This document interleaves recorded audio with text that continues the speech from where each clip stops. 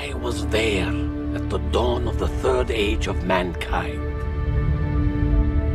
It began in the Earth year 2257 with the founding of the last of the Babylon stations, located deep in neutral space.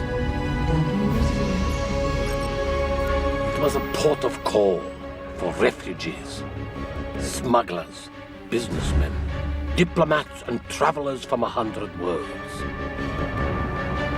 It could be a dangerous place, but we accepted the risk because Babylon 5 was our last best hope for peace. Babylon 5 was a dream given form. A dream of a galaxy without war, and species from different worlds could live side by side in mutual respect. Babylon 5 was the last of the Babylon stations. This is its story. Confirmed, Delta Gamma Niner. You are clear for docking. Please surrender control of your vessel to central computer on my mark. Mark. Hi, I'm Rachel. And I'm Matt. And this is... Oh, we're going to have to come up with a new... Ooh, new sound effect. New sound effect for We Are All Kosh. Yeah. Oh, wow. I like none of those. We Are All Kosh. We are all Kosh. A Babylon 5 rewatch.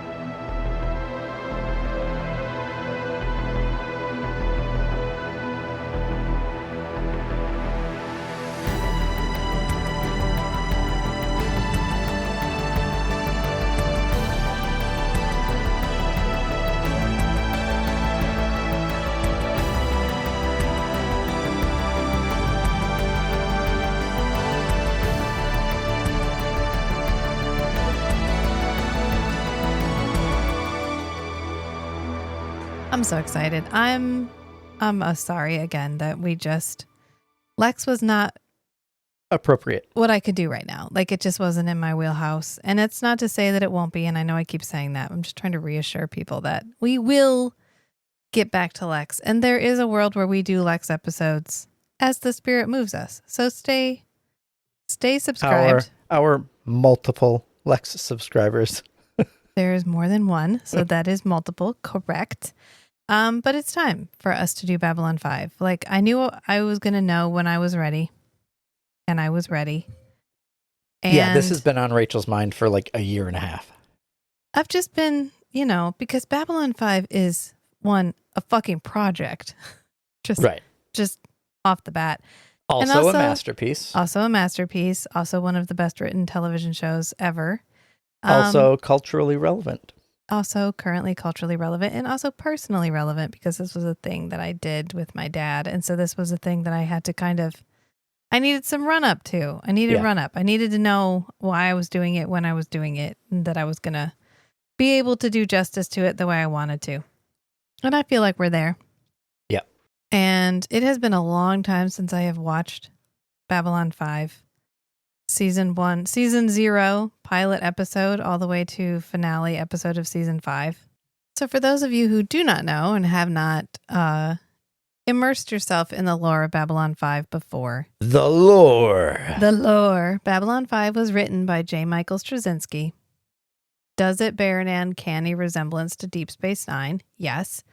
This was actually quite controversial when it happened because JMS took it to Paramount, or the company that was producing Star Trek at the time, and pitched Babylon 5. And they were like, that sounds like bullshit. No one's going to watch a show about a space station. Fuck off.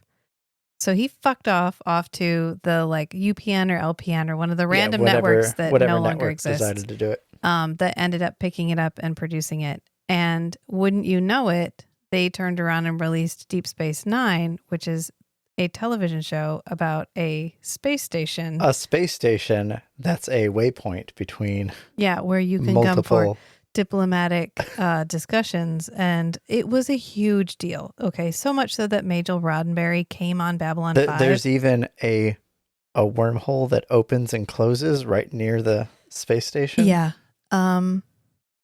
It was a feud.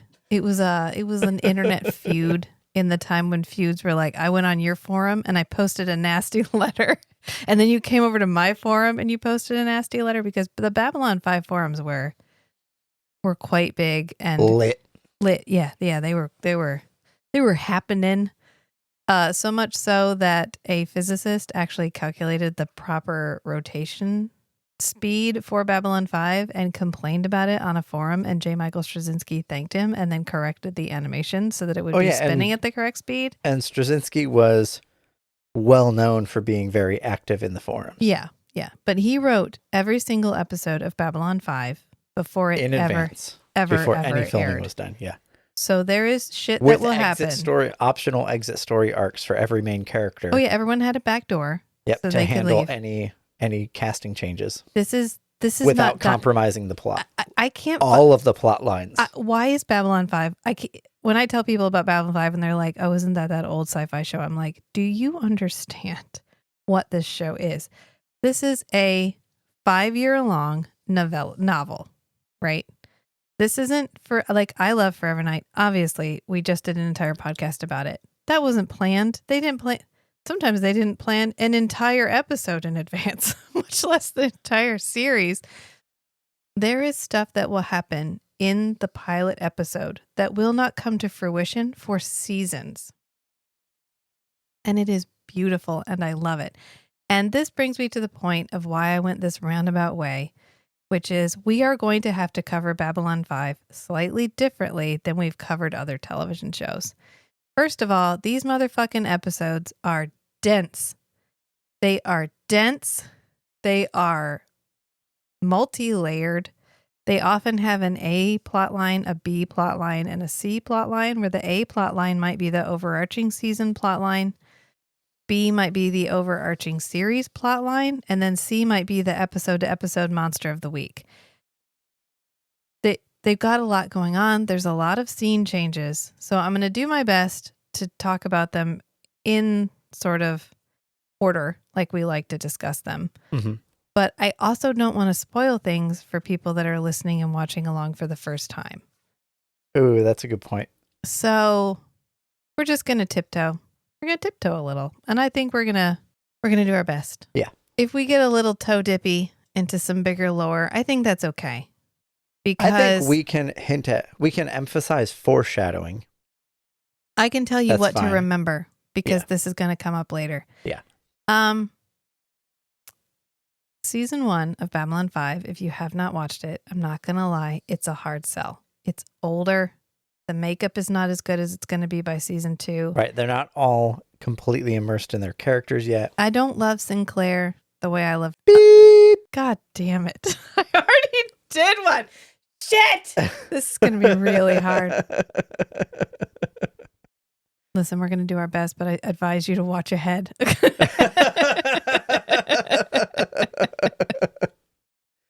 Okay, so when we open the series, we're actually going to talk about. Hey, what are we going to talk about? I should probably talk about that. We're going to talk about Babylon 5 Season 0, the pilot episode, which is actually a movie called The Gathering. And it is The Gathering. And it is 90 minutes long. There can be only one. Only one Babylon 5? Which there are 5 of them, but there's only one at a time. Yeah.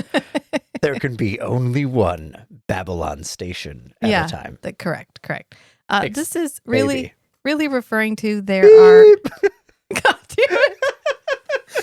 Really, there are a bunch of alien governments, and they all need what I love is there's like 4 major governments. There's the Minbari, there's Earth, there's the Centauri Republic, And the Narn regime. And then Earth Alliance. And the Vorlons? And the Vorlons. So there's... Yeah. You said Earth twice. Oh. Anyway, so there's 5. The Vorlons, which are they're like the Vorlon Empire. That's what they refer to them in The Gathering, but I don't think we ever refer to them as having an empire again. I think they're just the Vorlons, and they're so fucking old. They're like, you want to be on the council? And they were like, yeah. That's why they're on it. And then there's the Narn regime. There's the Centauri Republic, Minbar, and Earth. Okay.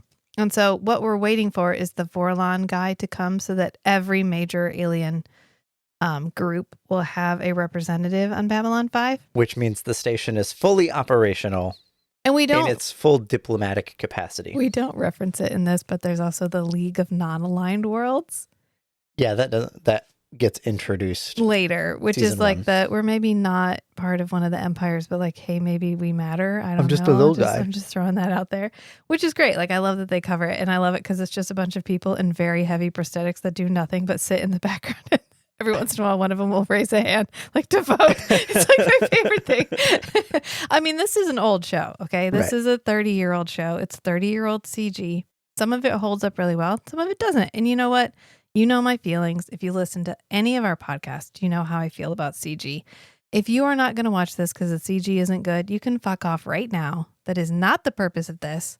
This is the best written series of episodes you will ever watch in your entire life. Like, maybe let's focus on that. So at the very beginning of every episode, we have a little voiceover. And in this particular one, it is given by Peter. It's not Jurassic. It looks like Jurassic, but I don't think you say it like Jurassic. It's like Jurassik. SIK. It's like Jurassic. He says it differently. Who plays Lando Malari. And Lando Malari and Jakar are going to be your favorite characters. I'm just going to, that's not a spoiler alert. They're going to be your favorite characters. Yeah, that's fine to hint at. Yeah. This is something to look forward to.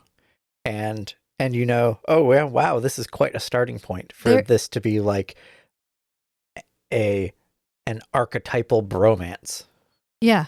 Yeah. I mean, their character arcs are like second to none. I mean, I love Spike's character arc in Buffy. It's one of my favorite redemption arcs in a television show ever. But Jurassic. Okay. He also plays in Tron. He has like a brief cameo in Tron. He's like banking software. Peter Jurassic. Oh, he is? Yeah. Nice. Yeah. Anyway, he says the voiceover, which is the same every time. And it's like, it was the dawn of the third age of mankind. And I really wanted to ask you, what do you think they mean by the third age of mankind? I think partly they mean a technological age, because now Earth is an interstellar traveling species. Yeah. But also culturally, there's a united Earth government. The Earth Alliance. Yep. Where now Earth is a single entity dealing with separate entities that are now non-human. Okay. And so I don't know where they would draw the line between first age and second age, but second age would probably be like... Maybe it's expansion, like expansion on the globe, expansion in our own solar system, and now galactic expansion. I was thinking more like second age would be like where we are now, like probably the atomic age, like probably from the 30s, 40s would be the starting point of the second age of mankind, because we're mastering the elemental forces of nature on the planet. Yeah. And basically all the land has been occupied. There's not really any frontiers left on Earth. So a lot of power dynamics change when everybody's expanded to all the available land. Yeah. And now we're just fighting over borders. Yeah. Rather than, oh, there's a whole bunch of land over here we can expand into, and in a more, I don't know, peaceful way. But right. Whatever. That's... I mean, I just was throwing that out there. We don't really talk about why it's the third age, but it's interesting that I think on two levels, it's a big transition culturally and technologically, and probably philosophically as a species, because now we know aliens exist. Yeah. Which was a whole kerfuffle, which I will not talk about because beep! Anyway, the year is 2257, and we are 230 odd years we got to get here. And we are kicking off the founding of the last of the Babylon stations. So there were 5. And I can tell you, because we talk about in The Gathering, that the first 3 are sabotaged and blow up. And the 4th one just up and disappeared. it fucked off. We don't know where it went. They say that in this episode. I was just preempting you, saying anything else. No, that. And then they built the fifth one, and it did not sink into the swamp. Sink into the swamp. They built a second castle, and it sank into the swamp. So they built the fifth one. This one is good. So far, it makes it through the entire episode. We're good to go. And they say it is the last best hope for peace because Babylon 5 is a dream given form, and that is the dream of a universe at peace. So they are attempting to create a place, a diplomatic space, where anyone can come and negotiate business dealings, galactic dealings, government dealings, politics, all that stuff in a neutral space run by Earth Alliance. Neutrally. Right. Yeah. It's fine. I get it. There has to be a overseeing party who takes care of the Babylon 5. And humans on Earth love to be police for other countries. So, I mean, it's a very American mindset. Well, it must be sanctioned because we get Ambassador Delenn, who is the ambassador for the Minbari. Right. Which they are known for being super honorable. Yes. They are like space Japanese. I don't know any other way to describe this. I was thinking, so the Centauri are basically the Romans. Galactic, like Roman late Empire. stage Roman Empire. Yeah. And the Minbari are Space Zen Buddhists. yes. Yes. Yeah. Yeah. Oh, that's exactly what they are, except for their warrior caste. They have 3 castes. Mm-hmm. Warriors, religious, and working class, I think. They're like, anyway, we'll get that. That's not a spoiler. We're going to cover that like immediately. But I mean, that's how they're set up. So we have Ambassador Delenn. And then we have Ambassador Lando Malari, who is like Right. It's disgraced it's not Roman. It's a much deeper an analogy for Earth cultures in space than Star Trek, where you had, the Romulans, space Russians. That kind of thing. Oh, are they Klingon or are they space black people? What could they possibly be? I mean, they are. Are they Vulcans or are they space Germans? Right. I don't know.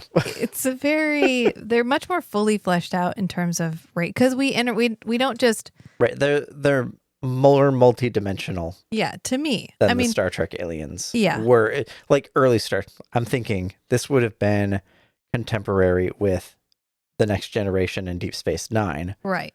Where they definitely got a lot more nuanced on the different alien cultures than the original series. Yeah. Probably if anybody in this is a space Russian, it's Jakar. They are like the youngest race. Not the youngest race, but the youngest to come into power. The most recently autonomous. Yeah. So most they are recently sovereign. The most aggressive about gaining political power. And normally, if there was this much politics in something, it would be a huge turnoff. But the way that it is folded into the larger world makes all of the politics so palatable. Mm-hmm. And what I'm trying to set up, and we keep going off on tangents, is the characters. The characters themselves are so fully fleshed out and interesting that they make the things that they are doing interesting, even when objectively it doesn't sound like a great time. Yeah. Because like Lando Malari is my favorite character. Lando Malari and Jakar. Yeah. Lightning in a bottle. Yeah. Dominate the presence of the show for honestly most of the first season. Yeah. While everybody else is really settling into their characters, Peter Jurassic and Andreas Katsoulas owned it. Yeah, it's exactly why we need more Shakespearean actors in television programs. Yeah. Like I petition always. They're picking up the slack while everyone else is getting up to speed. Yeah, Andreas as Jakar is fucking magic. Like he's going to own every single episode from here till the very end. And the one thing that I can't, every time I watch this, I love this show. So many of these actors have passed away. Yeah. That it kind of is like, oh, I'm so glad you guys Like got this. With Forever Night, they were all younger actors. Yeah. Well, some of these guys were young, but they've all died young. Well, yeah. Yeah. But I'm saying, like, a lot of the actors in Babylon 5 were more on the late end of 30s when they were in the show 30 years ago than in Forever Night, who were all on the younger end of 30s. Yeah. When they filmed the show. Anyway. Yeah. So we pick up with the space station doing what it does, which is take in traffic and reroute traffic and manage shipping routes and all kinds of stuff, because we have the little command central. We go into Takashima orchestrating things. Laurel Takashima, who I hope you don't love her too much because she's only in this episode. Yep. She is handling logistics. And Garibaldi calls on the screen, and Michael Garibaldi, the actor who played Michael Garibaldi, went on to be kind of right-wing talk show host. Yeah, and then he actually passed away.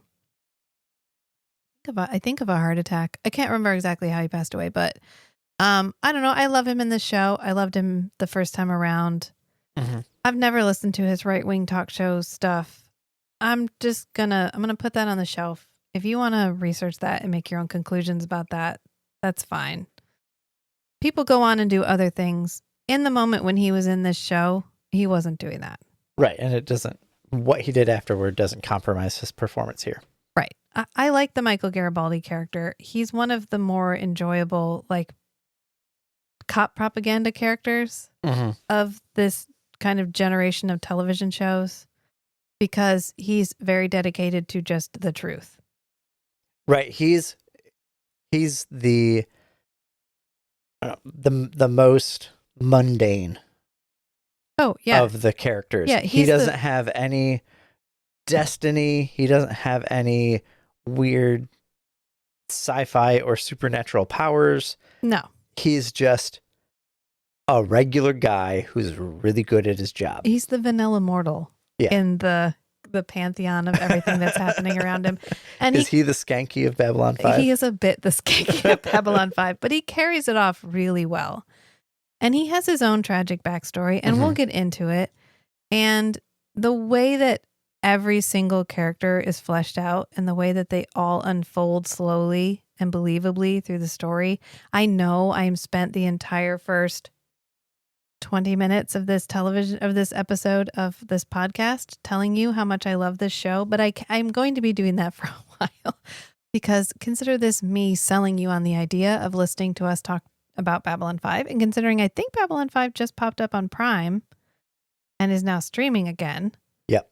You too can go and enjoy these episodes. Make sure you watch the correct version of The Gathering.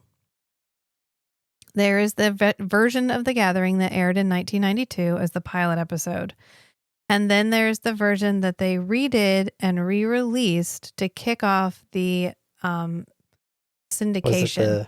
Like reruns? Or okay. Yeah, when it had wrapped up its main run and it was going back into syndication, they took The Gathering, re-edited it, remastered it. It had a different score. It had a score by a different guy. And they replaced it with the same guy who scored the rest of the series. So it all matches. Okay, so I just pulled it up. It's on Amazon Prime. The Gathering is under the extras section of season 1. Okay, you want to watch it first. It is the first episode. And it takes place a year before season 1, episode 1. It's really easy to tell if you've got the correct one, because as we're talking through this, so we get our quick toe dip into introducing everybody. We get Takashima. We get Garibaldi calling and saying like, hey, sup, where's Sinclair? And she goes, oh, he's taking care of a tourist thing. And so we go down and we meet Sinclair. So this is our first wham bam. Here you go. Here's our first 3 characters. And it's Sinclair talking to a dude at the bar who's talking to a attractive looking alien woman. And he goes, oh, you need to stick to the approved mating list. Clearly you've never met this one before, because they eat their mates when they're done. And the lady just shrugs. And this points out one thing that I love about Babylon 5, which is that some of the aliens are very alien. They are not bipedal humans with different colored skin and or pointy ears. Most of them are. Some of them are, but some of them are quite alien. But then we immediately go into meeting Lita, the telepath, who he has to pick up from like customs, basically. And he takes her through the alien sector because it is a shortcut over to where her quarters are going to be. And if you're watching the wrong version, then when they walk through the alien sector, all of the aliens in the alien sector have like glass doors. So it ends up looking like a zoo, which everyone was like, why does everybody else get real rooms, but the aliens get like cubbies with glass doors? It's really weird. So they cut it out completely. They literally just walk into the alien section and then walk out the other side. Yeah. And if they walk in and then immediately walk out, you are watching the correct version, you're good to go. And that's within like the first 10 minutes. And we get this interesting thing that they do at customs that we're never, ever going to do again, which is when they pick up the one guy's card, Del Varner's card, we get this ident screen that pops up and it's got his face. And then like beep, beep, beep, beep, beep, beep, beep, beep, beep, beep, beep, beep, beep. It like types out his information. And it does the same thing for Lita. And it only does it for these two characters. And then it never does it again ever in the entire series ever. Yeah. So we checked and it looks like Prime has the older version because they definitely walk through the quote zoo at the very beginning. But I'm going to point out the differences as we go through anyway. So it's okay. We can keep up. Yeah. So we meet Lita, who is a telepath, and we find out she's registered P5. This matters. They actually have like a Psy-Corps. She mentions it in this episode. And the Psy-Corps manages telepaths and manages rating them. And they go up to like P12. So she's like your standard functional telepath, but not a stellar telepath. Right. And I love that her job is like to sit in business meetings and be like, oh, that dude's lying. Nope, he's not thinking that that's true. He's thinking he can actually do it by Friday. And they're like a staple of business. They are a thing. Everyone recognizes the existence of telepaths. They're a regulated member of society. And yeah, we're going to meet them quite a few times. So we're going to lose a couple of characters after this, and we're going to fold them out so neatly. As usual, there's a bunch of cast changes between the pilot movie and the first episodes of season 1. Right, but we're going to fold them out really neatly. It's not going to feel like they got recast. It's going to feel like you know where they went and why they went away. But we'll talk about that later. So if you're watching the new version, there's actually a scene at customs where Garibaldi stops a dust smuggler. And this is pretty much only to illustrate that Babylon 5 is a no weapons zone. No weapons, no drugs. This is supposed to be completely peaceful. Even the ambassadors don't have armed guards. There are no weapons except by security members and members of the Earth Force Alliance on Babylon 5. And I love their phasers. They're not phasers in The Gathering. Those are not phasers. These are not phasers. You can tell on account of how they look like not phasers. They're going to look like guns from here on out. Like this is the only time they're ever going to look this spacey. Right. From here, they like never again are they going to look like this. And never again are they going to shoot laser beams. They're going to shoot like energy pellets. But, these glowing energy balls. So if you love them and then leave them. But then we come back to Lieutenant Commander Takashima, which I love every time Jakar shows up to talk to Lieutenant Commander Takashima because he goes, Lieutenant Commander Takashima. Lieutenant Commander Takashima! I understand. Oh, yeah. He's always he enunciates everything. Yes. And she goes, yes, Ambassador Jakar. And he's yelling at her because his ship is being held up because they won't submit to a weapons search. And he's like, well, come on, you guys have weapons. We should be allowed to come on here, even though we're not submitting to the rules and regulations that you put in place for us. And she's like, and we Narn are a proud race who have only recently gained our independence. And so it's extremely important to us that we maintain control over the instruments of our freedom. Yeah. And she goes, well, if it makes you feel any better, I can send them a fruit basket while they wait. And then we cut back to Sinclair and Lita. And this is when they're walking through the not zoo, should not be a zoo area. Because it's really just to point out that some of the people on Babylon 5 don't breathe the same atmosphere. And so they have different atmosphere sections. And they have sections that have lower or higher gravity, depending on your needs. Because the different sections of the station can rotate at different rates. Yeah. And they also discuss how Babylon 1, Babylon 2, and Babylon 3 were all sabotaged and destroyed. And then 4 just up and vanished. And no one knows where it is. It just, when sometimes you lose a space station. station. When you're building a 5-mile long space station and like you walk away for 5 minutes, you go back and it's gone. The universe is a big place. That's exactly what happened. And all of this is happening. We're all excited. Lita's here because the Vorlon ambassador Kosh is on his way. And everyone is really excited because nobody actually knows what the Vorlons look like.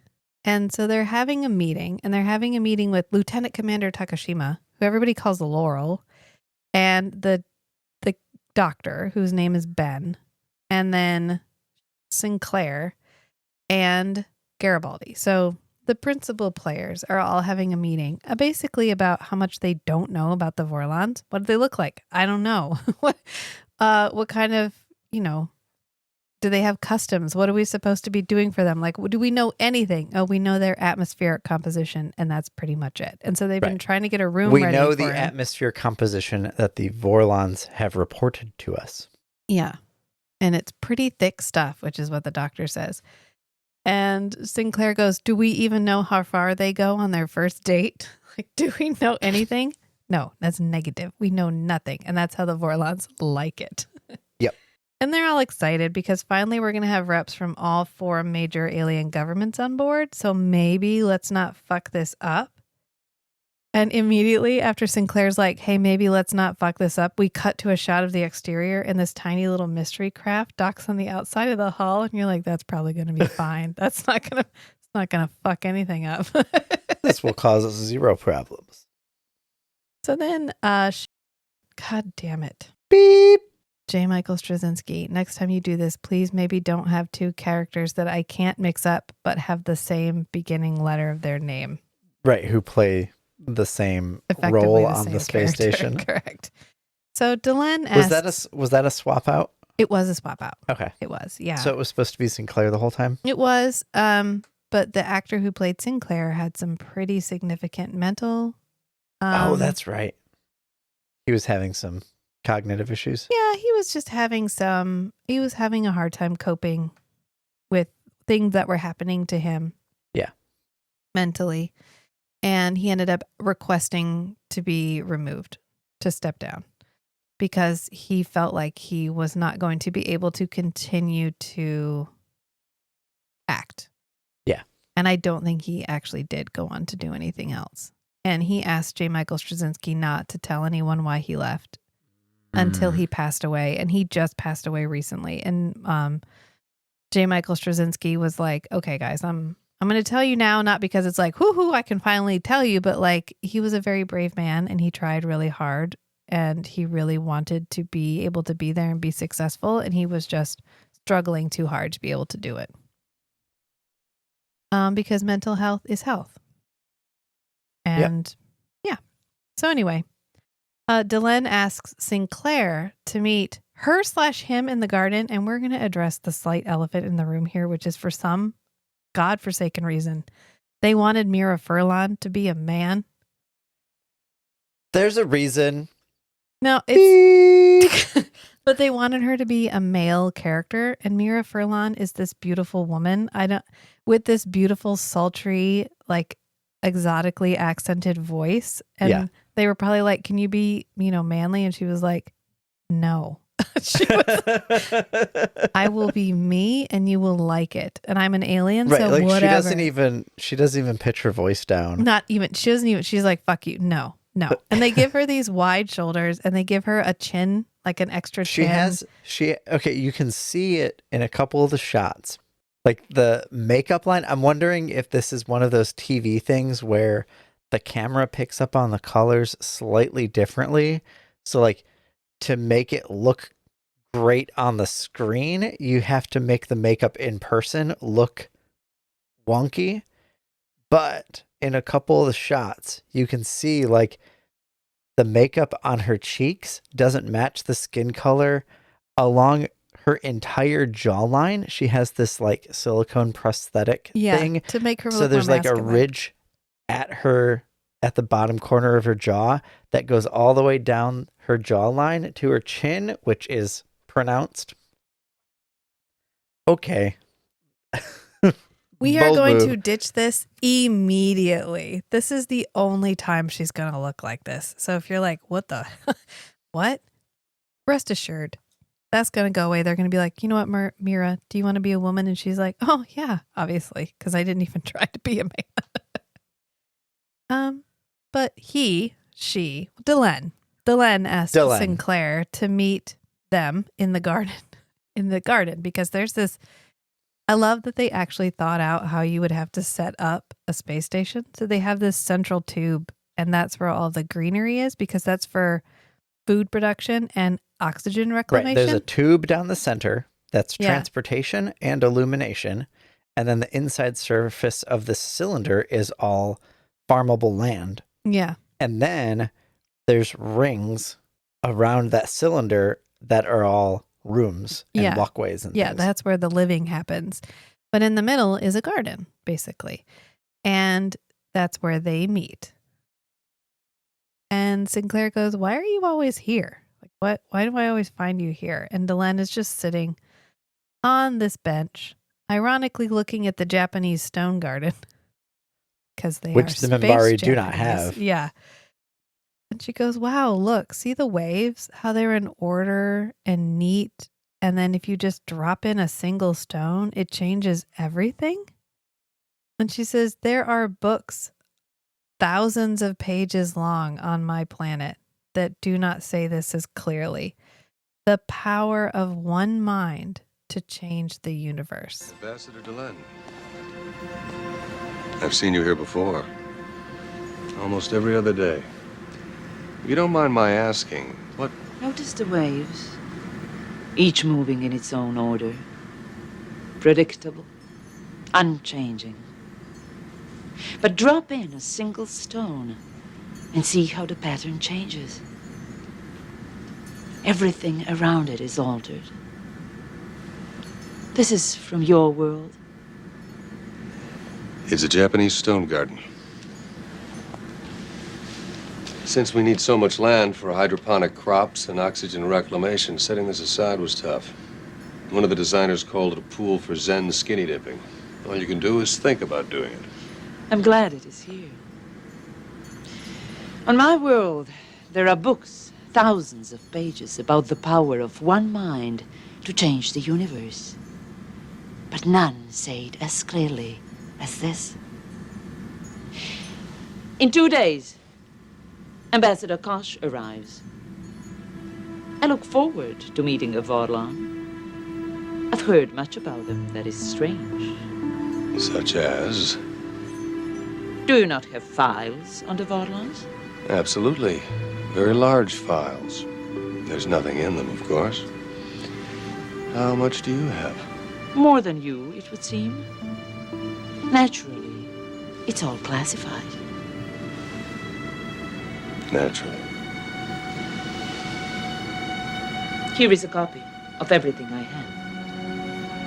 It may be of use.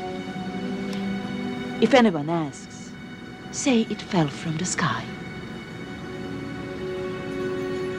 I imagine I will be quite astonished by this breach of security. Why? I mean, the war between us has been over for almost 10 years, but there are still a lot of people on either side who'd hang both of us for this kind. Commander,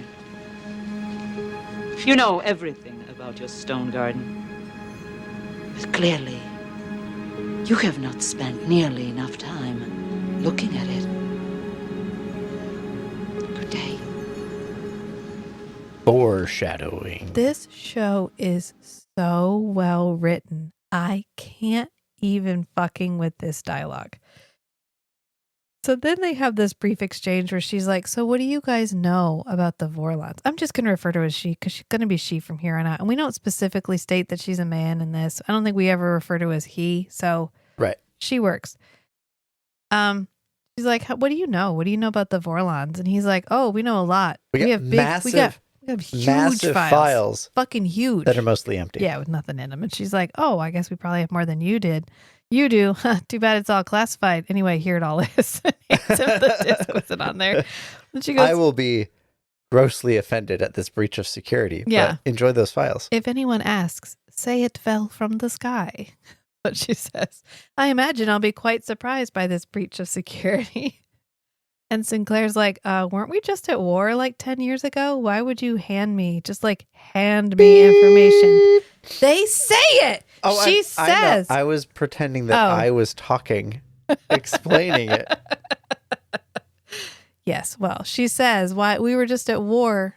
Yes. But maybe you need to study your stone garden a little bit more closely because you might be looking at it, but you are not listening. Peace. And then she leaves. Like, I'm not going to explain it. I'll reference the garden again. The power of one mind to change the universe. And then, surprise, surprise, Kosh is here. He pops out of the 2 jump days gate. early. Jump gate. So they have jump gates. They travel in hyperspace. And the only way to access these jump gates is at jump points where the gates are set up. Yeah, the only way to travel between normal space and hyperspace is a jump gate. Yeah. And you need some big apparatus to like maintain the jump gate. And everybody travels this way, but different races have different capabilities for getting in there. Like Minbari, they can just make one anywhere. Yeah. But the benefit of the human gate system is they have beacons through hyperspace because hyperspace is uniform. So if you get lost, you're lost. I think it's inside. It's actually not uniform, and Well, there's it's easy to get there's lost. unstable areas. Yeah. So you have to follow the beacons. Anyway, Kosh arrives early. Kind of like in Wing Commander, there are safe paths. Don't you bring me Commander to this. But I do like Takashima's line here because she's like, oh, great. I'm not ready. Security's not ready. Nothing is ready for you. All because you got to play fucking mysterious and get here 2 days early. If anything describes the Vorlons, it's fucking mysterious. They're just mysterious. They have a reputation to maintain. Yeah, of mystery. A lack of reputation. A void of reputation, one might say. But Sinclair gets a call from his girlfriend in the meantime. And she's like, hey, sup? I just arrived. I'm early. And he's like, oh, well, I thought you were going to be bargaining for a while longer. And she's like, funny thing about the Centauri, if you threaten not pay them, they just give you your shit. Also, FYI, I have frictionless bed sheets. Yeah. Oh, I found some cool bed sheets. They're supposed to be frictionless. I think we should try them out. I don't know how that would work. I was trying to be like, frictionless. Okay. But then like, I was thinking, wouldn't you slide around? That feels like it would take a lot of athleticism Yeah. to maintain the ongoing events on a frictionless surface. Maybe they're just extremely low friction. Maybe. Yeah, frictionless feels not what you think. It feels like counterproductive. Yeah, counterproductive. I don't know. But then anyway, Jakar shows up again. Lieutenant Commander Takashima. I'm going to grab a clip of him saying that because that's how he says it every single time. And he's like, okay, you win. We'll submit to a weapon search. And Lieutenant Commander Takashima is like, are you all right, Ambassador? She's hella sus. You feeling good? And he's like, oh yeah, totes. No, I'm great now. I'm doing good. How are you? And then we cut to Londo at the casino, which is where he lives. Like he doesn't go anywhere else. He lives at the casino because Londo is he's the best, obviously, but also his Roman persona is very complete in that he is very into excess, very into vice. I think it's safe to reveal this. In a later episode, it might be in the first episode, don't we find out his password? Oh, is later. a wine, Women, women, and song. Triple cipher. That's in the first season, but it's not Yeah. for a while.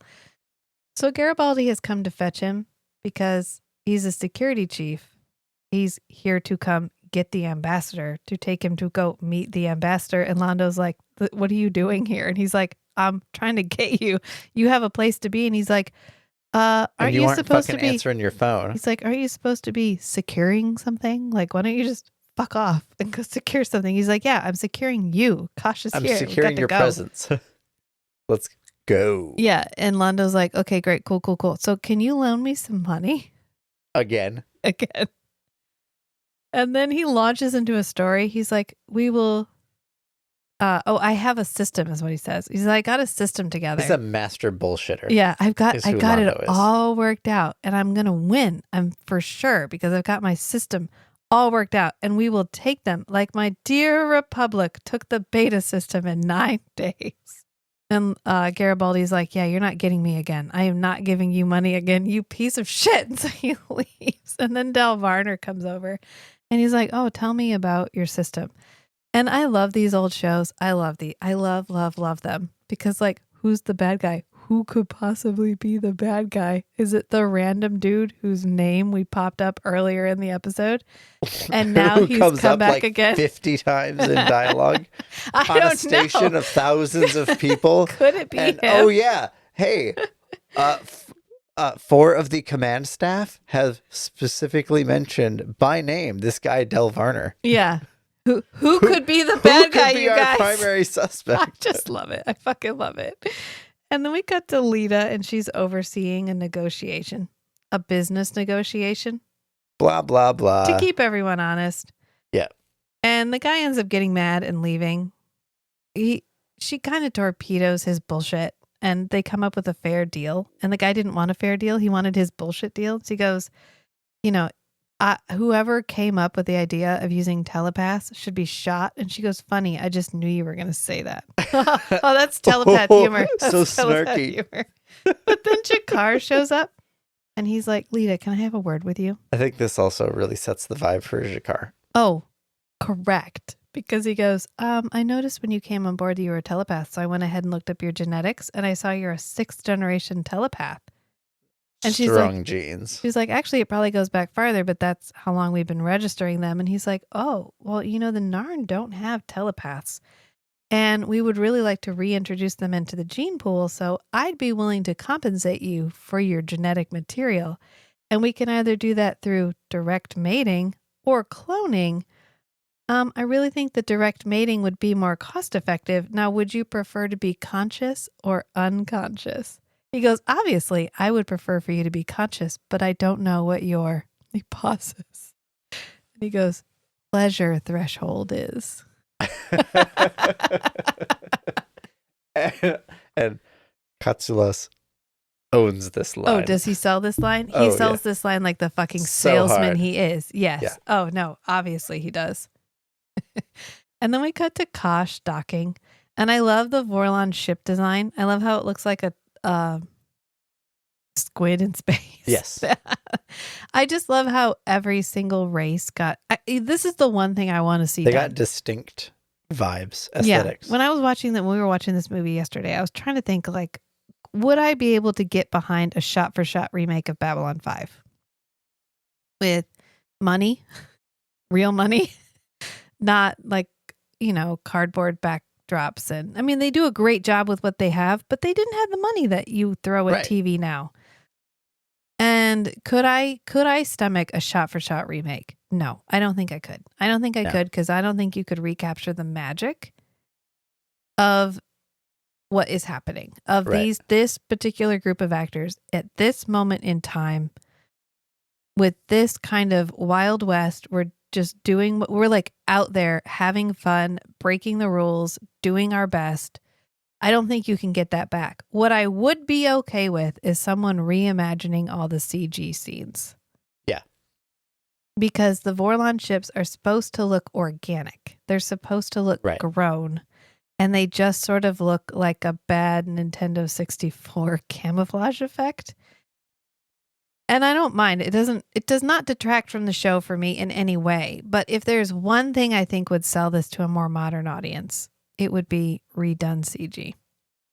Yeah, you could recreate from scratch all the CG And then you could probably just very carefully replace some of the background shots, the background scenery in the scenes where it's like, oh, you can see the ship, this passageway curving up behind the people walking. Yeah. Or, oh, this is supposed to be like a big open area in the ship, Where in it's the a station. matte, the matte paintings in the background. Yeah, where it's like a matte painting, or it's like a matte CG, like green screen or something. Yeah.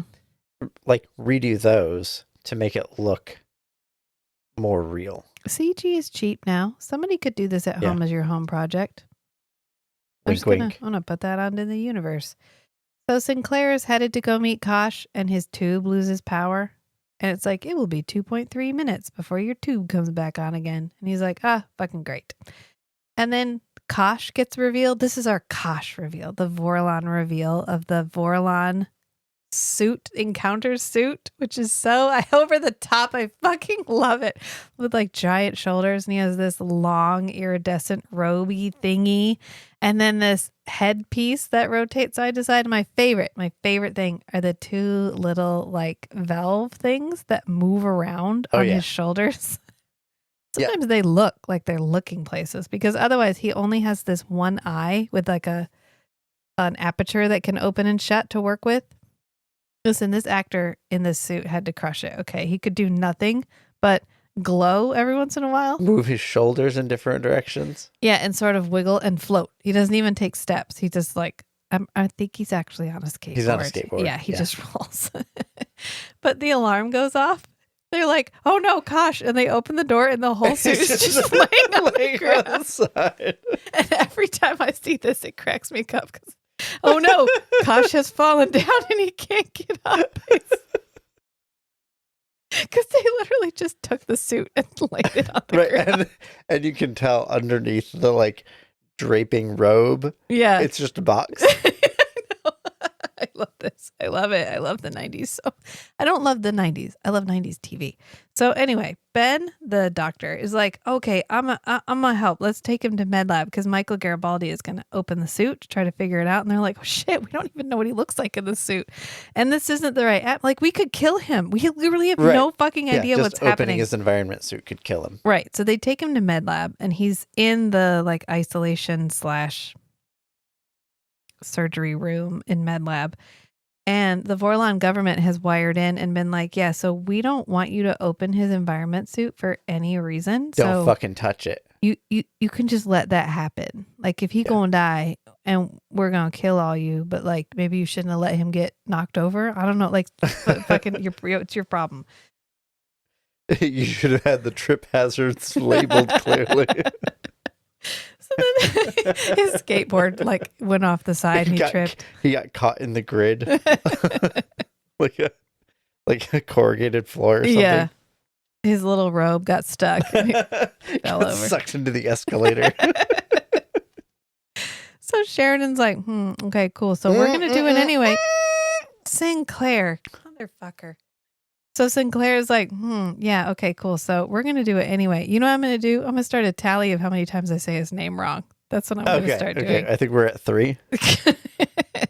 So they're like, listen, Ben, you're a doctor. You're sworn to secrecy, right? I mean, great, right? That's literally recognized in the universe as like patient-doctor confidentiality. Unbreakable vow. Not a problem. This is going to be great. You do this. Turn off all the recordings. Turn off all the videos. Turn off everything. You be the only one who look in there and you see if you can help him. So the doctor's like, I mean, sure. So he walks in there and there's there's there's 2 dudes in the room with him. When he opens it up. Time. I was thinking, I know kind of what this feels like, because every once in a while I have a piece of technology that breaks. And okay, I'll open it up and fiddle some things around and see if that fixes it.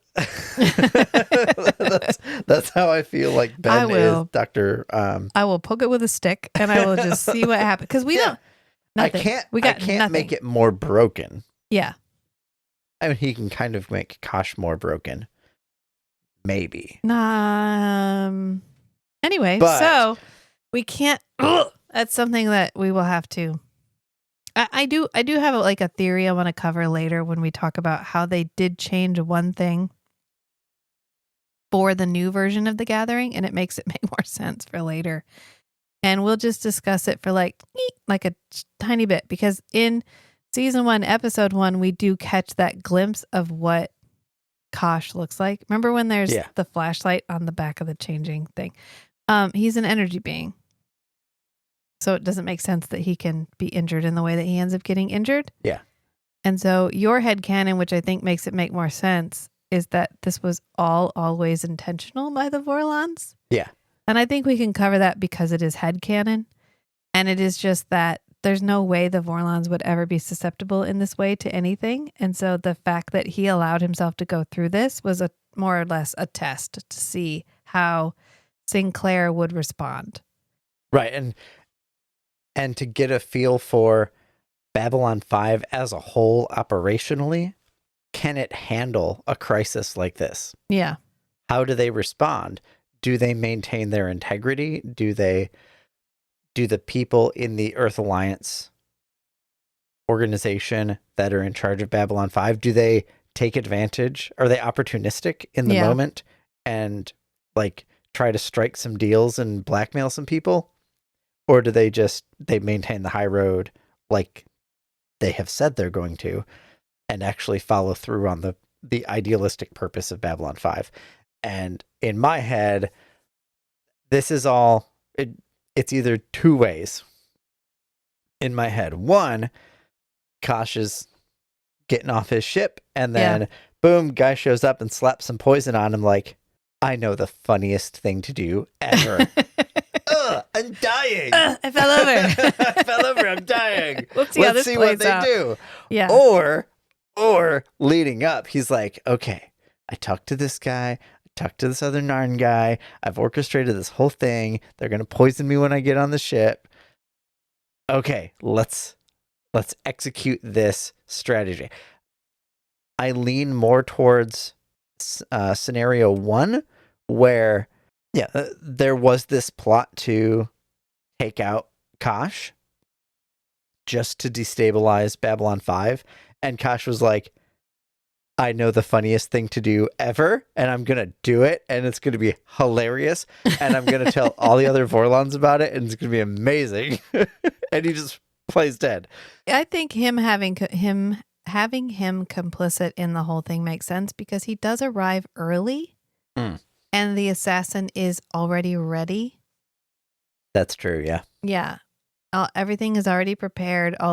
Everything goes off without a hitch, as if it was coordinated to happen at that exact moment, even though Kosh is technically I just like the more 2 days playful, early. mischievous version of Kosh. Yeah. This Kosh would definitely do that. So I can see that. Yeah. God fucking damn. It's going to be, you know what? Hey, there's going to be, what you're going to want to do is just like you're going to watch every episode of Babylon 5, and then you're going to want to go back and start at the beginning and see if you can see all the threads. You're going to have to do the same thing to our episodes of this too. Anyway, the doctor walks in and he's getting ready to open the encounter suit, and Lieutenant Commander Takoshima goes, I hope you're wrong. And Sinclair's like, I'm sorry, what? What do we hope he's wrong about? And she's like, oh, we were talking earlier about how there's a legend that someone saw a Vorlon. A human saw a Vorlon. And Sinclair goes, oh, what happened to him? And she goes, he turned to stone. And she's like, but it's just a legend. Sinclair's like, yeah, it's just a legend. Yeah, no, probably. Yeah, sure. That's definitely. Yeah. Totally. Definitely a legend. So they ultimately stabilize him. We open his encounter suit and it's like, rah, like this light starts pouring out of his encounter suit. And Ben looks down into it like, oh my God. And it's this very like, what do they look like? You don't know. You're not going to find out. No. They stabilize him somehow. Oh, at this point, he doesn't stabilize him. And they do. He does. They don't know why he's sick. But they get him so he's not. His readings are still dropping. Yeah, they're dropping, but they're not dropping as hour. quickly. Oh, okay. They make it so he's not dead. They bring him back. Okay. Yeah. They just said they stabilize him. Yes, later they're like, well, his vital signs are still dropping. But they bring him from immediate danger into semi-immediate danger. And then we cut to Sinclair talking to one of the senators because one of the things that's going to happen pretty frequently is in the Earth Central's credits, he's the senator. The senator. And he's like, okay, Sinclair, so like, how are we handling this? What talk me through this? And he's like, oh, I put my chief of security on it, Garibaldi, because he's my head of security. It's literally his fucking job. And the senator's like, oh, okay, so like, Michael. That Garibaldi, the one who literally the one who I everyone says warned is you the about? worst. And he's been kicked out of every single post he's ever held, that one. And Sinclair's like, correct. Yes, that one. I love him very much. And he is my pet and I will not be getting rid of him. And luckily, Garibaldi is sitting there just off screen while the senator is talking. So he gets to hear himself being maligned as the black sheep of the security family. And so they log off from the conversation. And Sinclair looks over and he's like, oh, I'm sorry you had to hear that. And Garibaldi's like, meh, it's old news. Whatever. And this is where in my notes I wrote, these episodes are dense. We're 20 minutes into the actual episode. All of this has happened. We are 20 minutes in. And yet they don't feel rushed. I'm not sure how they managed this, but they're... An artist's brush strokes. They're thick and dense, but they're not like... Sometimes they're exhausting. Sometimes they're exhausting. I will admit that. But for the most part, they feel very fluid. When it's appropriate, it's bam, bam, bam, bam, bam. Yeah. Stuff happening. But when it's literally just setting the stage and exposition, we're still going bang, bang, bang, bang, bang on scene changes and dialogue. Yeah. But it doesn't feel overwhelming. Right. So Sinclair's like, what's your first step? What are we going to start with this? And Garibaldi's like, well, I got to figure out where everyone was for the 5 minutes that all of this happened, which is a very good place to start. Establish everyone's alibi. He's like, but you, sir, should go get some rest because you've been up for 36 hours. So Sinclair goes back to his room and whoopsies, there's a hot chick in his bed. He got a little distracted. Right. She's like, you should really change your alarm code. And he's like, maybe this is why I don't. Because nice surprises like these. Hooray. But she goes, is what I heard true? And he goes, is it bad? And she's like, yeah. And he goes, yeah, then it's true. It's really bad.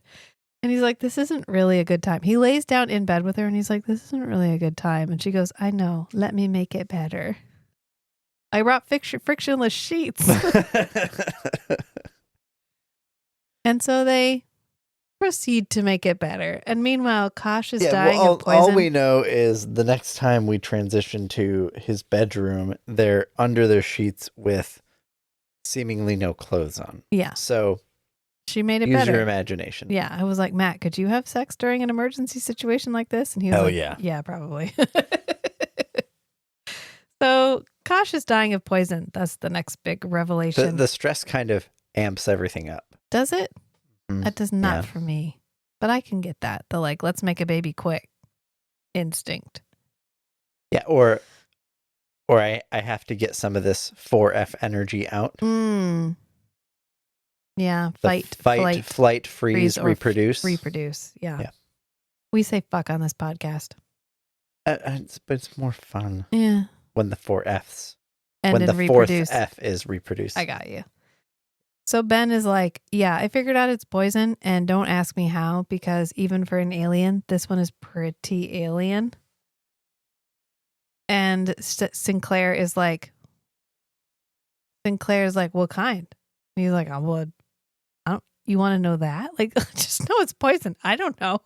I need to know how it got in there because I need to find where it's most concentrated to be able to figure out what it is. Oh, and if I don't figure this out, he's going to be dead in less than 24 hours. Tick tock.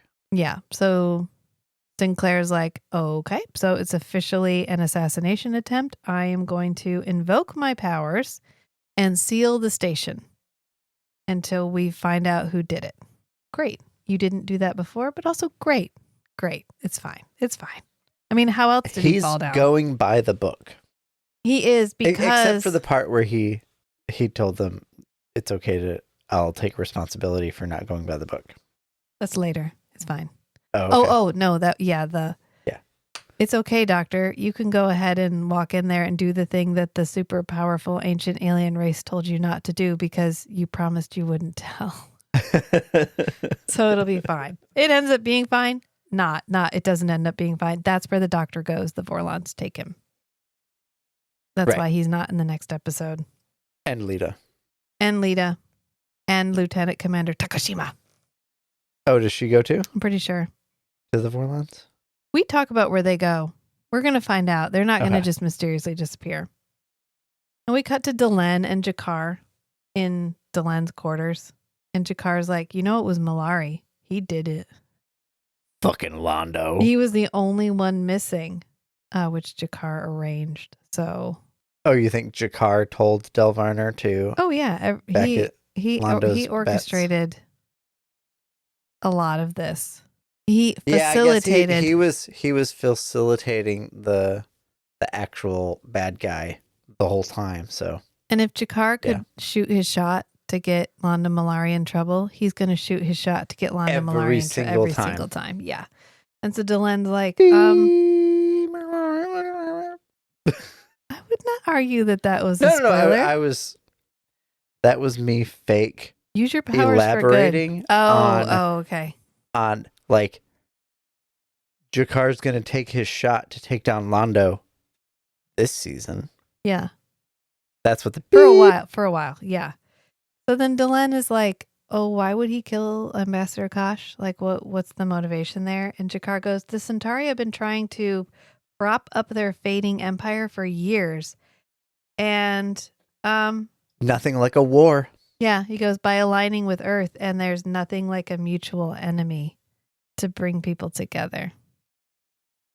There is nothing like a mutual enemy to bring people together. Foreshadow. Also real life. Also real life. That's how fascism works. They have to give you someone to hate, and then when you all hate the same person, you feel like you've bonded. And then you take another minority group in your unified group, and then they're the enemy now. Yeah. And then your smaller group now, you take another minority group in there, and you hate them and take them out until it's just the core fascists left. Yeah. And the amount of exposition that we fold into these 90 minutes, when we get all done, we are going to come back and watch The Gathering again, because there is shit that happens in The Gathering. Right.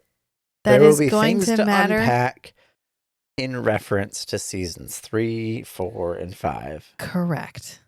Yes.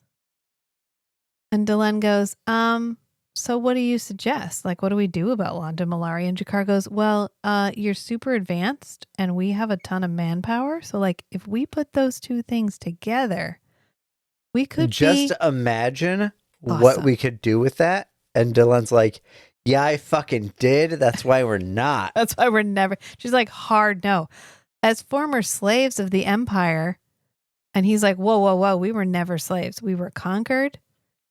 We were subjugated. And she's like, okay, I'm sorry. Bad choice of words. Semantics. But you will seize at any chance for revenge. So hard no. Look at all we learned in one sentence. Right. We learned why Jakar hates Londo. We learned that the Narn view the Minbari as centuries more advanced than the humans and the Centauri. Yeah, and we learned that the Centauri subjugated the Narn homeworld and for a long time. And that they've just recently broken free and now they're trying to get revenge. All in one neat little 5-sentence package. Yeah. Just that was a chef's kiss. She's like, hard no. And Jakar's like, I should have known. You're worse than the Centauri. You were one hit away from destroying Earth and you surrendered. Yeah, like the Minbar or the Centauri. Yeah, they're fading. They're past. They're past hope the dream of conquest. Yes. Yeah. Like they don't have any hope of actually conquering anybody anymore. But you were this close. You had them on their knees And they did, as we will learn in this episode. The Minbari made it all the way to Earth. And Earth sent up the line, which was literally every ship that could fly, to try to stop the Minbari from destroying Earth. And the Minbari were literally like, oh, okay, cool, actually, we surrender. You guys are so intimidating. Our bad. We're just going to go ahead and surrender. Whoopsie. Oopsies. Oh, I see you got a planet there. I didn't know you were there. Let me just scoot to the side here, eh? So he went ahead and surrendered. And Jakar's like, I heard that it was the Grey Council, which is a group of weak old fools who encouraged you to surrender. And meanwhile, Delenn has been like fiddling with her wall. And then she opening a secret compartment, putting a ring on her finger. Ring on, and it's a ring of gravity. Sure, that's fucking sure. Fine. Of course, she has magic gravity powers. Of course, if anybody does, Delenn does. Space wizards. And she's like, "You take that back, or I will crush you to jelly." Literally with gravity. Literally with gravity. Never mention the Grey Two Council. gravities. 3 gravities. Oh, at 6, you're gonna die. Yeah, and Jakar's 4 like, gravities. 5 gravities. Yeah, it hits. It hits. And she's like, never, ever, ever mention the Grey Council ever again. And Jakar's like, cool. No, I never will. And Delenn 8. No crumbs. Yeah. Yes. Thank you. Thank you for that. And he goes, oh, Delenn, I gave you the chance for greatness. And Delenn doesn't say it, but is thinking it. Thanks. I'm already pretty great. And then we go to Garibaldi and Londo. Because Londo is drinking in the Zocalo. It's not the Zocalo in this episode, but it's the Zocalo from here on out. So, yeah, like the marketplace. And Garibaldi's like, so I suppose you heard what happened. And Londo's like, oh, yeah, terrible. I suppose there'll be a war now. All that running around and shooting each other. You'd have thought pontificating from Londo is so heart-wrenching. God, it's so good.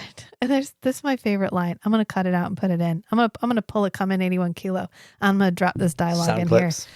And he goes, you'd think it had gone out of fashion. all that running around and shooting each other, you'd have thought sooner or later it would have gone out of fashion. What are you shopping for today? Can I buy you a drink?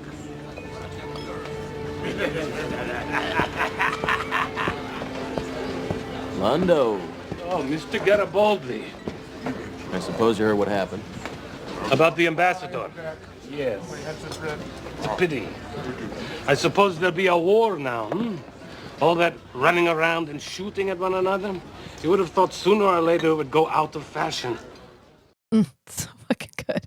And then he's like, yeah, so I would talk to you about this actually, but I have diplomatic immunity and I don't have to tell you shit. And Garibaldi's like, oh, funny, actually, I have diplomatic access. And in your treaty that says that I now have the right to question you. And he's like, okay, go off. What do you want from me? You want my alibi? I was at the casino betting, thinking Del Varner was going to cover all my debts. And then he dipped after I had rung up quite a tab, which means his system was in fact not foolproof, as we all could have guessed. Master bullshitter. Like, who would want to kill the ambassador? And Londo goes, I don't know. It's a big universe. And he goes, do you know why I'm here, Garibaldi? Do you know why I'm here? I'm here to grovel before your wonderful Earth Alliance in the hopes of attaching ourselves to your destiny. Like, what are those fish that cling to sharks on your world? Garibaldi's like, remoras. And he goes, yeah, you make very good sharks. And we were very good sharks ourselves once. And then he says, there was a time when this whole quadrant was ours. And what are we now? 12 worlds and 1,000 monuments to past glories, living off memories and stories, selling trinkets. And then he goes, my God, man, we've become a tourist attraction. There was a time when this whole quadrant belonged to us. What are we now? 12 worlds and 1,000 monuments to past glories.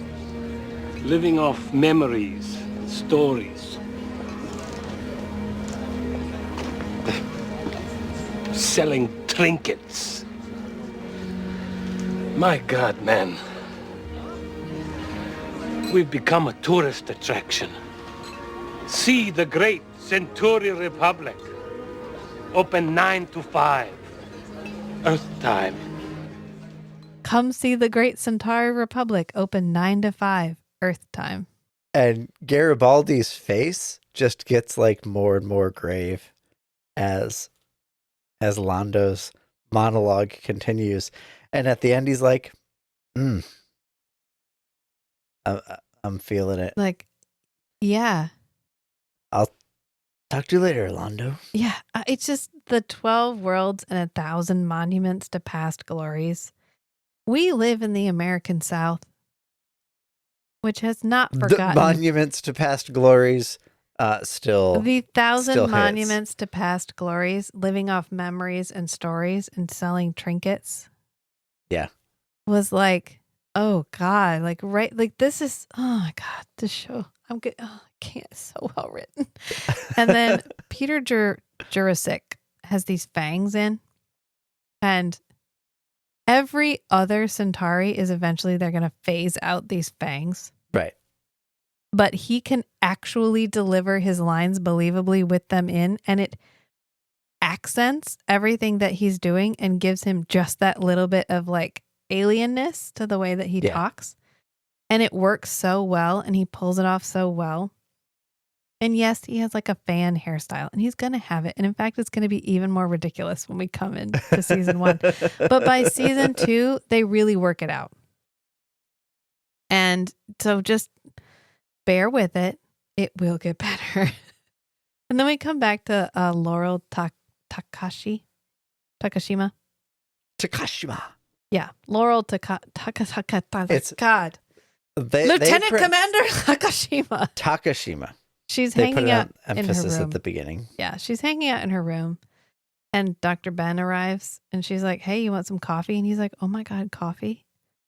And she mentions that she actually has a couple of plants growing here in secret. Contraband. Yeah, and she gets enough for a couple of pots every few months. And this is another thing that I love. You never get the sense in Star Trek that they are going without, that there is any danger in being on a ship.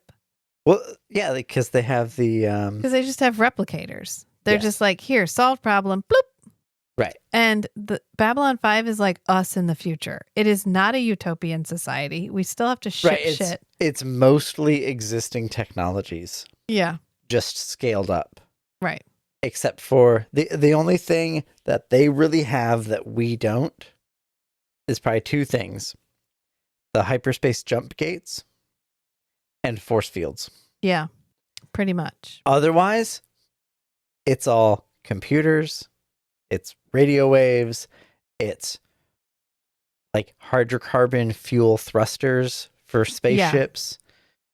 Yeah. It's the future where we haven't figured shit out. Yeah, we figured some shit out, but socially we haven't figured everything out. There's probably still fusion drives. There's probably fusion reactors for energy.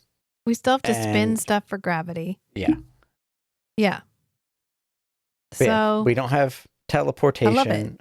We don't have... And I love the Star Trek Utopian. You've heard... culturally, it's current human nature. Yes. Earth cult, like, I would say modern Western culture just plop in space. You get the sense that we're trying to be better, but that we are not... Like transitional humans into Star Trek Federation. Right. I love it because I love a good Star Trek utopia. I'll take that anytime I need a lift, and It's a little too clean. But it is very clean. And this is very like, we still have to worry about money. There's a problem with people making that to Babylon 5 and then being unable to afford passage anywhere else. So they actually have like an unhoused community on Babylon 5. There's a whole thing, a whole story arc with a controversial election. Yeah. With a populist, fascist candidate that everyone knows is compromised in some way, but the majority of Earth still votes for that candidate. Yeah. Yeah. It kind of feels real for some reason. Like that could actually happen. Anyway, Dr. Ben is there to talk to Takashima about We need to figure out where the poison came from, and we need to figure it out fast. And we need a witness so that we know how the poison got introduced to his system. And Takashima's like, well, I would love that for you, but we don't have a witness. And he's like, oh, but we do, though. I love how they have this whole conversation and they imply enough that when at the end of their conversation, he's like, all right, we're going to do this. And Takashima says, hold on, we still need to get her to agree. Yeah. Oh, correct. That was this is very actually subtly done, this where they never actually explicitly referenced the third party until the end. Hold on, we still need to get her to agree. Yeah. So this is an extended scene if you watch the newer version, the 1998 version.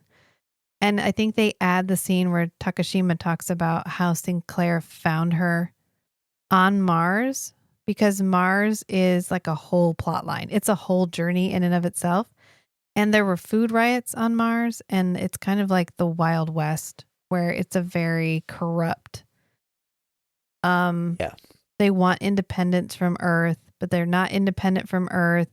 It's a whole thing. Anyway, she was stuck there, and he found her, and she promised she would not break rules anymore. And she's like, but maybe I'm due. Like, maybe I'm due for breaking. It's been years since I broke the rules, Ben. So I guess I'm due. This feels pretty big rule. This feels very like, if we get caught doing this, we could get killed. Yeah. But let's do it anyway. But the worst case scenario is that Kosh dies and the Vorlons retaliate and just blow everybody up. Wipe out Babylon 5. Yeah. The good of the many over the good of the one. So then we cut to them talking to Lita. They're like, well, she has to agree. And then we have this very quick scene change to her going, oh, hell no. Oh, hell no. I am not doing that. No. Do you know what the punishment is? I could be thrown out of the Psi Corps. It took me years to get here. Do you know how long it takes to get a P5 classification, and half of those people become vegetables or burn out? And Takashima's like, I mean, okay, but if he dies, the Vorlons will probably kill all of us. So, like, if you're cool with that. Right. Those are the stakes. Yeah. And she goes, that's not fair. Lita's like, that's not fair. And the doctor's like, no, it's really not, is it? It kind of fucking Shit sucks. Yeah. Yeah. Shit's transpiring, man. Like, we got to get this done. We got to figure this out. And Lita goes, okay, but will he remember? He's pretty out of it. Will he remember? And Ben's like, I mean, I got nothing. He could not even be sick. I don't fucking know. This could all just be a prank. Meanwhile, Garibaldi and Sinclair are in the transport tube. And again, the thinking that went into this is perfection, because the tube going down the center is not spinning. So there's no gravity in the tube. So they're in these hanging harnesses. Roller coaster harnesses in the tube. Yeah. And there's like a large group of people there. This is not private, but they're still discussing what's happening. Whatever. And so Garibaldi's like, yeah, I've got everybody's alibi, and they all hold up except yours. Except for you, sir. Yeah. And I like Garibaldi because he's just about the truth, no matter how painful the truth is, which is probably why he has a bad rep everywhere else, because he does not play politics with the truth. He's just like, so Commander, you're my best friend and you made me come here, and I'm really glad you made me come here. And like, I want to make this work out for you, but honestly, right now it's not looking good. It kind of looks like maybe you did it. I would venture to say that Garibaldi has got a bit of the tism. You think he's got to touch the tism? I think he's got a touch of the tism. Because he's dead. And that's why if he does, he's highly masking. He has very, very deep special interests. Yeah. Daffy Duck. Not Daffy Duck. Duck Dodgers. Duck Dodgers. He has a very strong sense of justice and a compulsion to discover the truth and share that truth with others. I'm sold. I mean, yeah. Yeah, but it feels very much like I know I have done this in the past, not knowing what the consequences would be.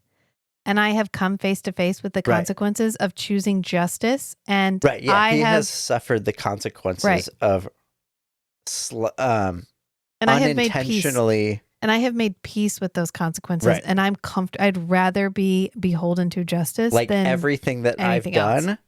I've done for the right reasons Yeah. internally, and I would do it again exactly the same way because that was the right thing to do, even if it had negative outcomes for me. Yeah. And I'm gonna keep fucking doing it. And Because will it ruin nothing my else life? makes sense. Maybe. Am I more comfortable ruining my life knowing I did the right thing? Also, yes.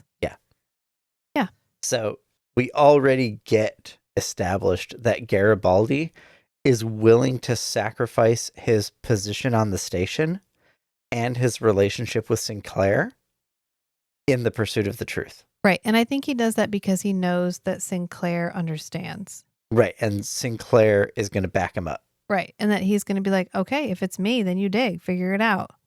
Why does it look like me? I know I didn't do it, but like, there's something here then. I'm Right. not going to warn you away from it. I'm going to let you cook. Yeah. So cook away, man. I was about to say that. Yeah. Then we have a clip because, hey, remember how there was that pod thingy that was stuck to the side of the ship? Well, now a maintenance bot is going after it. Boop, boop, beep, boop. And then we're back out. Because there's a tiny little loss of air pressure. Yeah. And when you're on a space station, you got to monitor that shit. Yeah, you do. And then we cut back to Lita. And Lita is in the room with Kosh. And if you're watching the correct version, they have added a voiceover here, which normally she's just walking in silently, but they add a thing where she's like, I'm going to feel what he felt, but it's subjective because I'll see my body and not his. And it's because we see a hand reach out. And when they released very this, human looking hand. when they released this, it was literally like, hey guys, that's Kosh's hand. You can tell on It's account glowing. of how it's glowing. But later, that's not what they look like. So they kind of retroactively were like, but she's going to see her hand, which then doesn't make sense as to why they find the poison tab on the hand. Maybe an appendage. Yeah, Well, it's fine. I think the Vorlons are still a two-armed, two-legged. When he's in the suit. Okay. When Kosh is in the suit, Kosh has the equivalent of 2 arms and 2 legs and a head. At minimum. Okay. And so there's at least an analogous limb where the poison patch was placed. Beep. I will not weigh in on this. Anyway. So then she can't get through his shield because it. And we know that there is an analogous limb because Ben finds the poison patch. I can't. Don't you.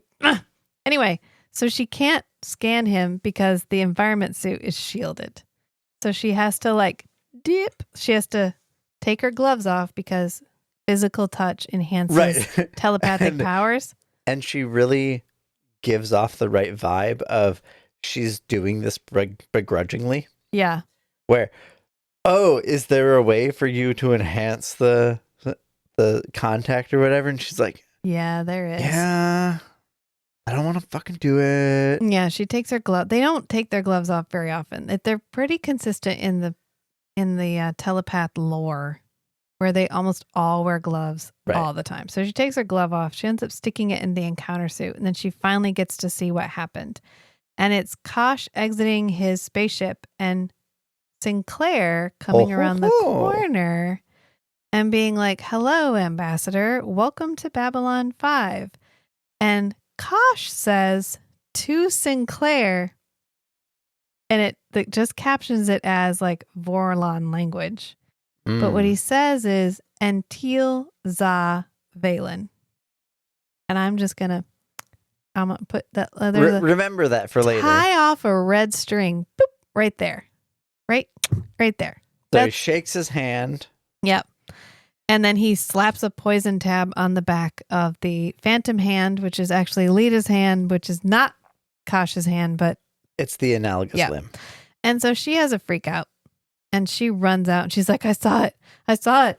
There's a poison tab on the back of his hand. That's where the poison went in. And it was Sinclair. And she points over at Sinclair. 3.5. points over at Sinclair and she's like, I saw it. It was him. He did it. And then we go back to the maintenance bot. Pew, pew. And then we come back at like this. We're cutting in and out. It's like the drip. A story, B story. The drip of taking care of this maintenance bot issue. Yeah. So Earth Central calls basically to force Sinclair to stand down and have Takashima take his place on the council. That's it. That's pretty much it. And Takashima and the others who are standing there when the senator takes Sinclair's position away from him, basically, they're like, oh, hell no, we're not going to let him do that. He's all the way the hell over there. We're here. Come on, let's do this. Like, stay in the fight. And he's like, oh, hell yes, we're going to do this because the safety of Babylon 5 is more important than any one member of her crew. So, yeah, we're going to do this by the numbers. Don't go rogue on me now any more than you've already gone rogue on me. Like let's halt the rogueness right here for a bit. And then we cut to Del Varner. God, I wonder what role he could possibly be playing in this episode. And this guy gets on the tube with him and he's like, oh my God, Del Varner. Oh my God, Del. Then we hear like, pew, pew. Which I thought this was interesting. We hint that Del Varner has already, developed some rapport with this like elevator technician. Yeah. Well, he's a trafficker. He moves through this. He moves through here, so he's probably been on the station a couple of times. My hunch is, how did the tube records get modified from when Sinclair got stuck?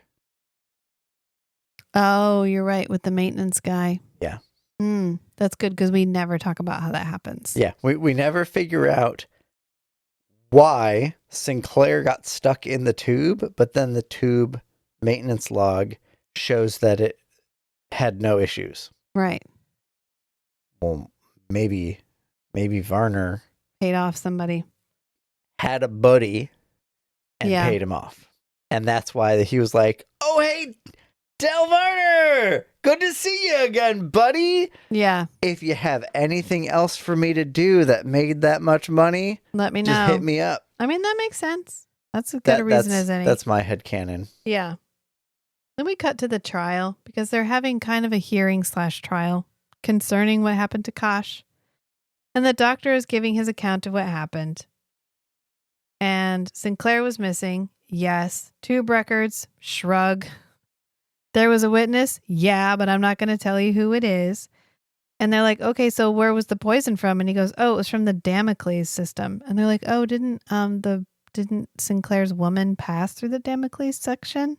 And arrived 20 minutes before Kosh did. And that's the only time Sinclair pipes up and he's like, you leave her the fuck out of this. Leave my girlfriend's name out of your mouth.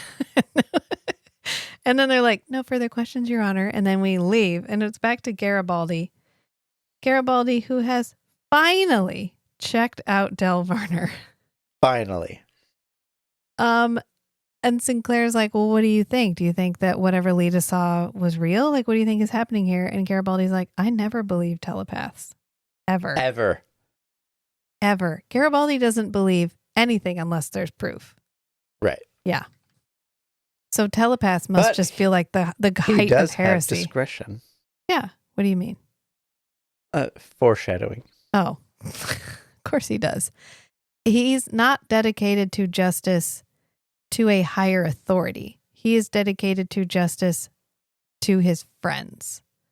So He'll work for Sinclair because he's working for Sinclair. He is not working for the senator. This reminds me of a discussion we had the other day where I was explaining someone else's explanation of the importance of drawing a distinction between moral codes and purity codes. Yeah. Where purity codes are like rules built up by the culture versus moral codes that are kind of more universal. Right. And Garibaldi is committed to moral codes. Yes. Yeah. He's committed to the people that he values. So he will find out who did it for Sinclair, even if it's Sinclair who did it. Right. Because Sinclair asked him to. Right. He's not doing it for the Earth government. Exactly. So if something happens that he finds out that is actually against regulation, but does not actually cause any harm and would compromise his relationship with the people that he cares about. If it was a justified workaround of the rules. Right. He's not chaotic good. He's not chaotic lawful. He's like lawful good or lawful neutral, where he's dedicated to the law, but he's willing to assess on a case-by-case basis. Yeah. Yeah.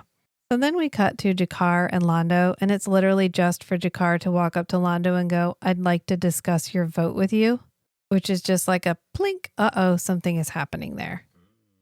Something behind the scenes. Right. And then we cut to the council vote, which everything is coming to a head. All of the plot that we've had about what happened to Kosh, what happened, it's all coming to this moment where the council is convened. Jakar is holding stage, which they effectively tell him to shut up. Like, quit acting like the judge and jury in this situation. Like, why are you up here pontificating? Right. We aren't a court of law, is what Jakar says, and we don't have all the facts. Might I humbly suggest we send him to the Vorlon homeworld for trial? Unless because you want the to, Vorlons want blood. Unless you want to obscure the facts in this case, which would mean that Babylon 5 is a sham. I mean, okay, Jakar, you, whatever. So Delenn is like, okay, well, I abstain. The Minbari Federation abstains. And Jakar votes yes, obviously. Takashima votes no. And then Londo's like, yeah. And so they're in deadlock. They have 2 no or abstaining and 2 yes. And Jakar's like, well, I took the liberty of going ahead and calling the Vorlons earlier and telling them the sitch. And they came back and said, yeah, they want him sent to their homeworld for trial. And they would like that to happen in the next 12 hours. They'll be here to pick him up. And then we cut to Del Varner's quarters because Garibaldi breaks into his quarters and, oh no, Del Varner is dead. Who could have ever possibly guessed this turn of events? And then we cut back to Medbay and they're like, yeah, it's Del Varner. Great. Wrap that all up. And they're like, yeah, someone's trying to cover their tracks. Oh, I don't know. What could be happening here? And then they're like, so how's Kosh? And we find out that there is an antidote and we have something close. So they're altering the molecular structure. It's going to take like 5 to 6 hours and Kosh only has 10 hours left. So maybe don't fuck this up. And Ben is like, I have no intention of fucking this up, but thank you for the reassurance. Sinclair likes to announce at people who are otherwise technically more proficient in something his needs, wants, and desires. Like, I know you're doing your best and you're not going to fuck this up, but also I feel reassured when I just order you to not fuck this up. So, like, don't fuck this up. I'm going to order you to do the thing that you were just telling me you were going to do. Right. It's for the audience. It's for the people in the back. Make sure you got clear. Repetition. Yeah, repetition. And this is when Garibaldi is like, actually, Sinclair, like, maybe I'm the wrong guy for this. Like, because he's out of leads. I'm out of leads. You're my only suspect at this point, and you're my biffle. And I just kind of, I'm feeling a little disheartened. And Sinclair's like, well, you are a pain in the ass, for one thing. You lack any kind of finesse or politics. And that's kind of why you're perfect, and I love you so much. And Garibaldi's like, oh my God, I love you too. And then we cut to Delenn. And this is when Carolyn confronts Delenn. And Carolyn, of course, is Sinclair's woman. Yeah. And so she barges into Delenn's quarters and she's like, the fuck is wrong with you? I thought you were his friend and you abstained? You abstained? And Delenn goes, I have my orders. When it comes to Sinclair, I am here strictly to observe. And Carolyn goes, what? And Delenn goes, what? What could she possibly mean by that? Hold on. Delenn, why do you have orders from your government to observe Sinclair? That makes no sense. What? You're supposed to be the ambassador. You know I would never tell you anything that wasn't in your best interest. Okay. Here's who the Minbari remind me of. The Unseelie Fairy Court. Okay. I'm going to require additional. Nope, no more. No, just blink right there. Mm-hmm. Drop it. Okay. I would say they're both courts then. Delenn is very ungovernable. I do like Delenn a lot. Right. Yeah, so that's fair. Yeah. Yeah. So then we cut to Jakar meeting with Lita. And we have this weird moment where they're like, how come you're not using a face mask? And he's like, because they have fucking gills. And they're like, neat. They walk off together. Pretty fucking cool. That's pretty fucking cool. He's like, yeah, they hurt, but they're effective. And then he's like, we have a complication. And they leave. And you're like, oh no, is Lita working for the bad guy? Oh no. Although at this point we're like, wait, but that guy was over there, but he was actually dead. And then that guy was over there, but he was actually dead. And then Lita was meeting with him, but then Lita was over there and he was like, it's a shapeshifter, you guys. It's a shapeshifter. Like, I can see why your mind wouldn't immediately go to that but also whatever. And then beep boop, maintenance crew. We cut back to the little maintenance bot guy again. And then boop, back again. Hooray, we got it this time. Just tiptoe in there. And then it's Garibaldi in the casino and Londo walks up to talk to him. Because I love their little relationship. Londo and Garibaldi have a very begrudgingly mutual respect. They tolerate each other. They wouldn't call it respect, honestly, but it's more of like we have a good-natured rapport, but I would never trust you. They have an understanding. Yeah, that's fair. They do have an understanding. And Londo's like, look, I'm sorry about my vote, but Jakar blackmailed me with details about my grandpa who did some pretty fucked up shit during the occupation. And Garibaldi's like, oh, did you already know about that? And he's like, yeah, of course I fucking knew about that. But like, it was in the past, so what can I do about it? And nobody else on Homeworld knows about it. Yeah, and if I got out, I'd be canceled. And like, my position is everything. My position is everything to my family. Like, if I don't have my position, I am nothing. I could not give it up. Provide. He's like, I didn't think my vote would matter. I figured everybody else would vote no, and I would be alone, and I would just be. I didn't think it would matter.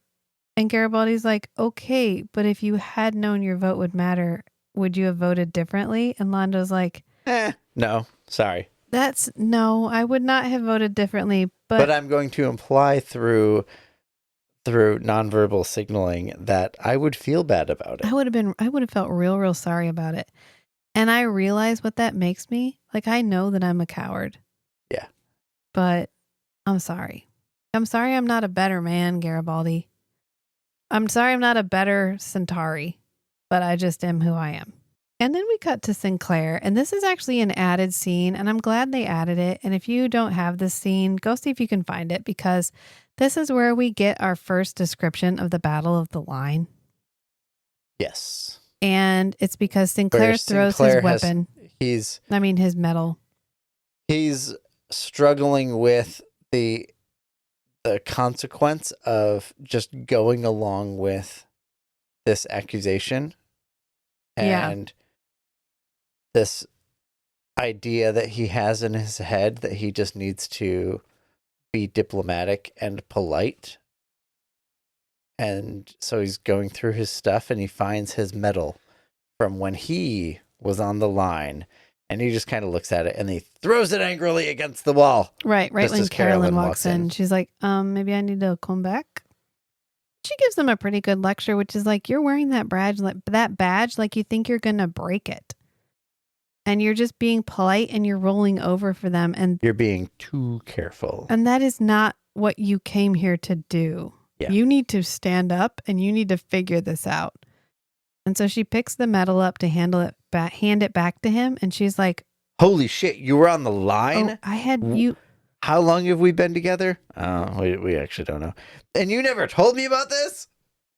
Yeah, the biggest battle of the war, you were in it and you never told me about it. And he's like, yeah, it was a suicide mission. I got my group together. We flew up there along with every single ship that we could find.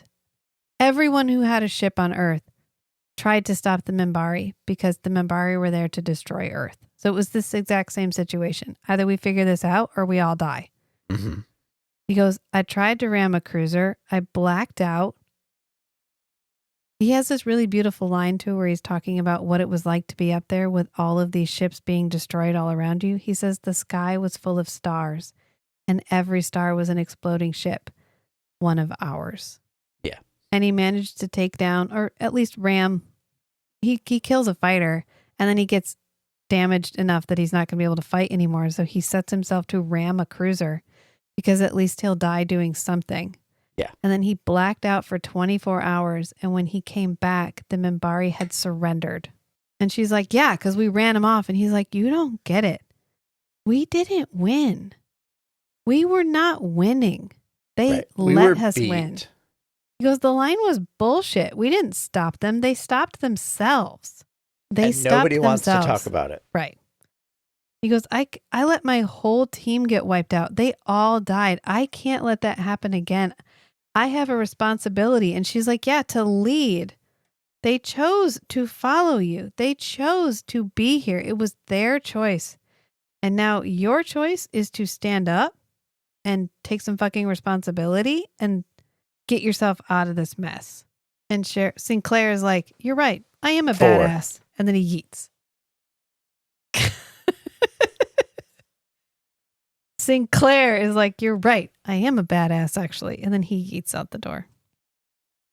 So. Hell yeah. Thank you. You're welcome.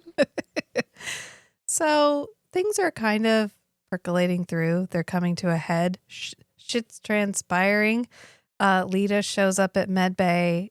Is it Lita? I don't know. She starts turning a bunch of dials while the doctor is talking to her. Who really is Lita anyway? Who is anybody in this episode? Honestly, Who are any of us?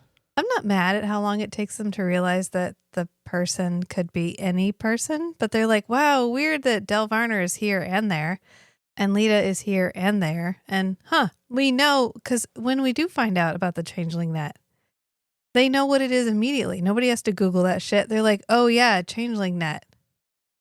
Right. I should have thought of this sooner. And it takes them, they have to crack Del Varner's. Okay, this is what it reminds me of. There was a meme a while back. I don't know if it was a tweet or something like that, but the gist was, here's how you defend yourself if somebody's trying to stab you. You tell them, hey, you can't stab me. That's illegal. You can't use a changeling net. That's illegal. Right. They're like, I'm not going to the assassin couldn't possibly be using that. It's illegal. Right. They can't be using one. The assassin could not possibly be using a piece of banned technology. Look, on the scale of how well written a Babylon 5 episode is, this is on the lower end, but it's still miles above other shows that we've watched. So, okay, it's fine. Because, maintenance shit is happening. The whole, we pebble out the resolution of the what is on the outside of the spaceship thing. Like really slowly. There'll be these little 5-minute like, oh no, it blew up a maintenance bot. Oh no, it almost killed all of the people that went out there. The like manned maintenance mission that went out to go check it out. And wouldn't you know it, we finally got it. And so they go to inspect it, and it's Garibaldi and Sinclair. Because at this point, Sinclair's like, fuck it, I'm clearing my name. And for some reason... After his girlfriend was like, you know you're allowed to do stuff. Woman up. Yeah. Get out there and take care of your shit. And he was like, all right, fucking fine. So for some reason, it is raining in this room specifically. No other room. This room is wet. I don't know why this room is wet. Here's my headcanon for why it's wet. Okay. This thing self-destructed, and they brought it in when it was still hot. Yeah. And maybe it was a burning risk. So it's a cool thing. So those were actually sprinklers winding down on cooling this whole thing off. There you go. That's why. That's why there's water falling from everywhere in this room, and only this room.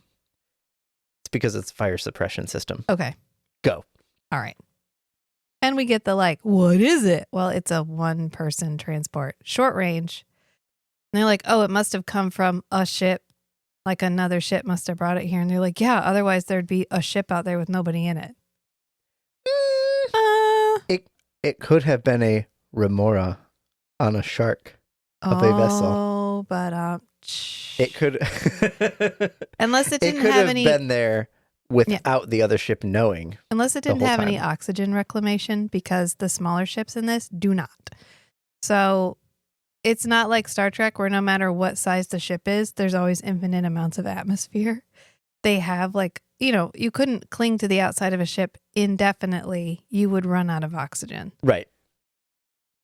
It doesn't really matter. What matters is they get a call on their little beep boops, which is right now it's on their wrist. Later it's going to be on the back of their hand. But it is Lieutenant Commander Takashima. And she's like, oh, y'all need to come down here. I found some shit in Del Varner's quarters. Can I tell you over this? No. Actually, you know what? She can't, because those can be hacked. So it's fair. They go to Del Varner's. Anything can be hacked. It's too soon. It's too soon, honey.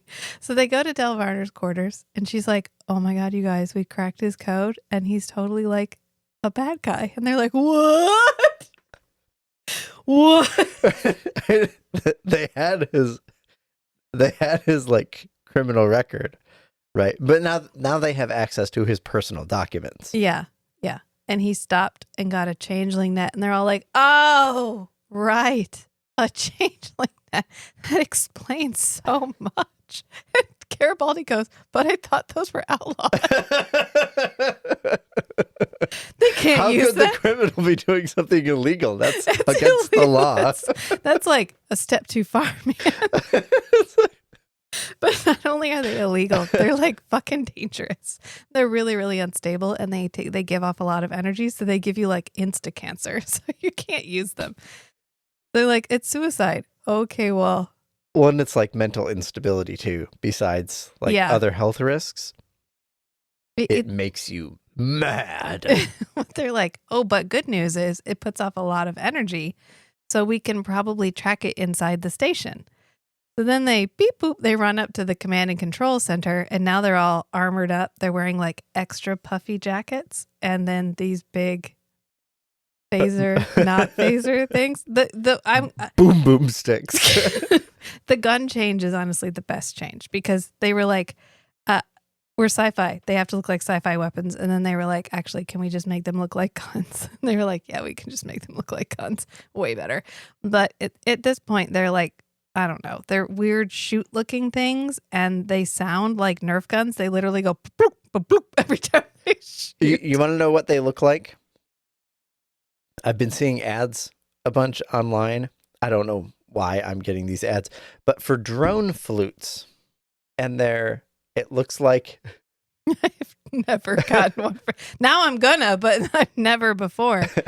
It looks like this, but you like blow into one end, and it has multiple like air channels, so it plays multiple notes simultaneously. Okay. And so you can do like harmonies yourself. Anyway, there's little ones like the size of two hands together, and then there's these long ones that look just like these. Unless it's laser a dagger guns. and I can play it and it will summon my Zord from underneath the ocean, I don't fucking want it. When he would like play I don't know. They look pretty cool. That was a Power Rangers reference. Yeah, I got it. Thank you. Got it. Thank you. That's why we work as a couple. We're like a month away from our 20th anniversary. You know that, right? Of course I do. Remember, I had plans involving Magic the Gathering cards.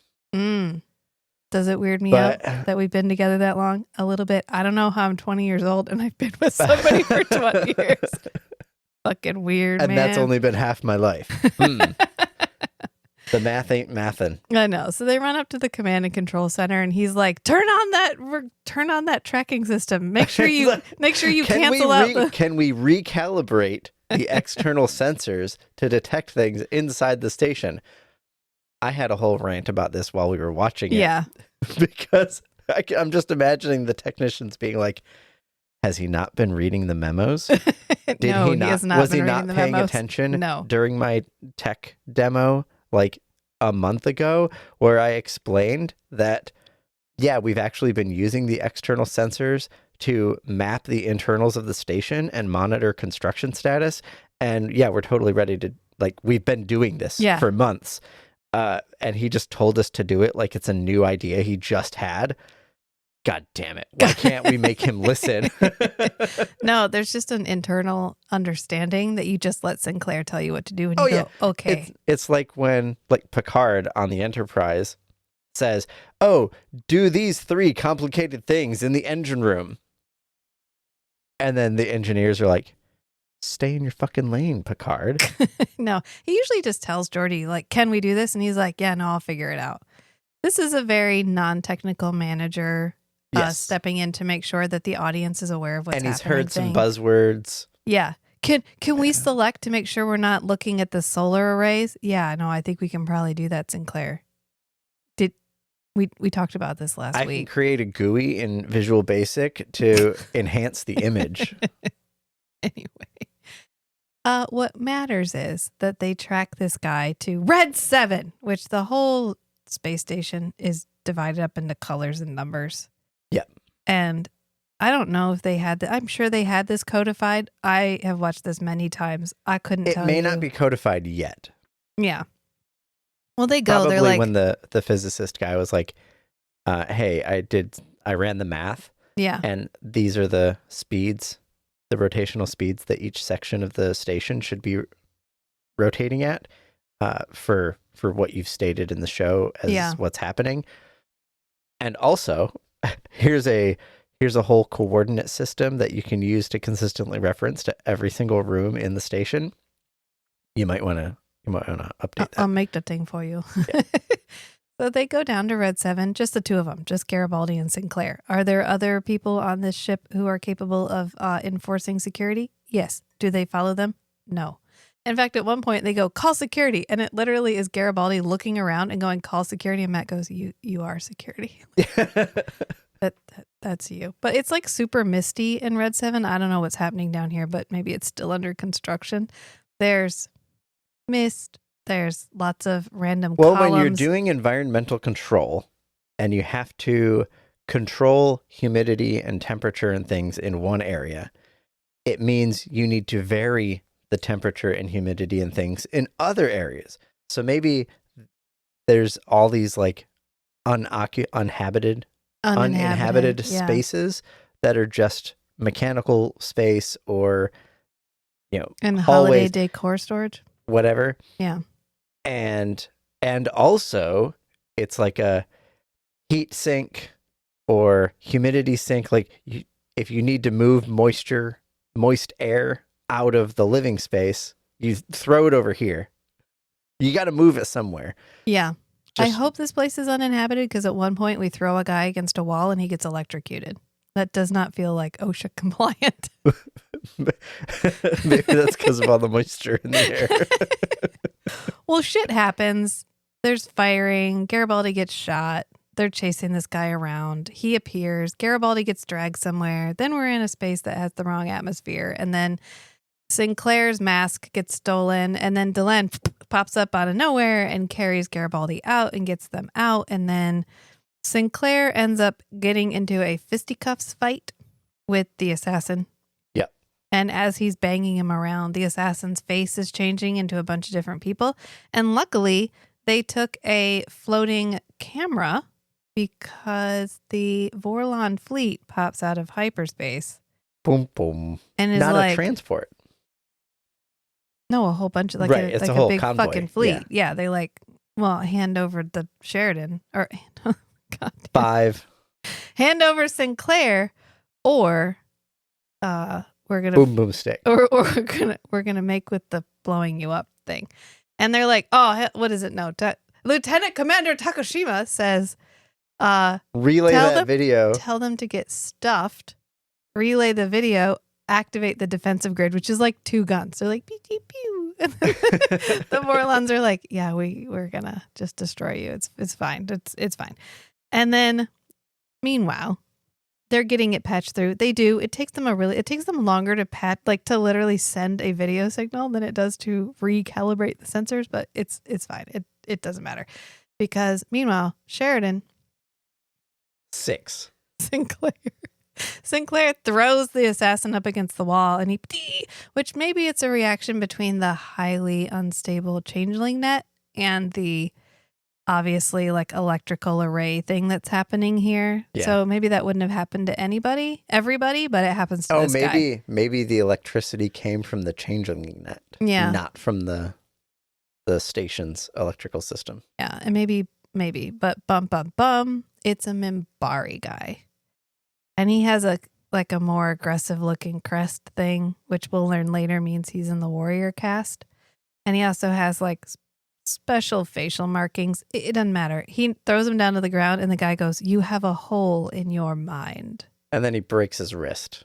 And they're like, and "Oh shit, glowing. He's wired." And so he has to run away. Sinclair has to run away. Shit explodes. He managed to get through the blast door, but it throws the space station off kilter and they have to like manually readjust it. Everything turns out okay. Spoiler alert, everything's fine. The space station doesn't blow up because we have another 100 episodes to go through. So we're all good. And they meet up with Delenn and Garibaldi. Sinclair walks up and Garibaldi goes, "Will this breach of security affect my Christmas bonus?" And He's got priorities. Nobody. They're just like, oh, it's just God, fucking Garibaldi. And then Delenn looks over at Sinclair and is like, "Do you need anything?" And he's like, "Yeah, coffee, cream, 2 sugars, and aspirin, lots of aspirin." And then we go back to the med lab because Kosh is all better. Garibaldi is fine. Everyone's good.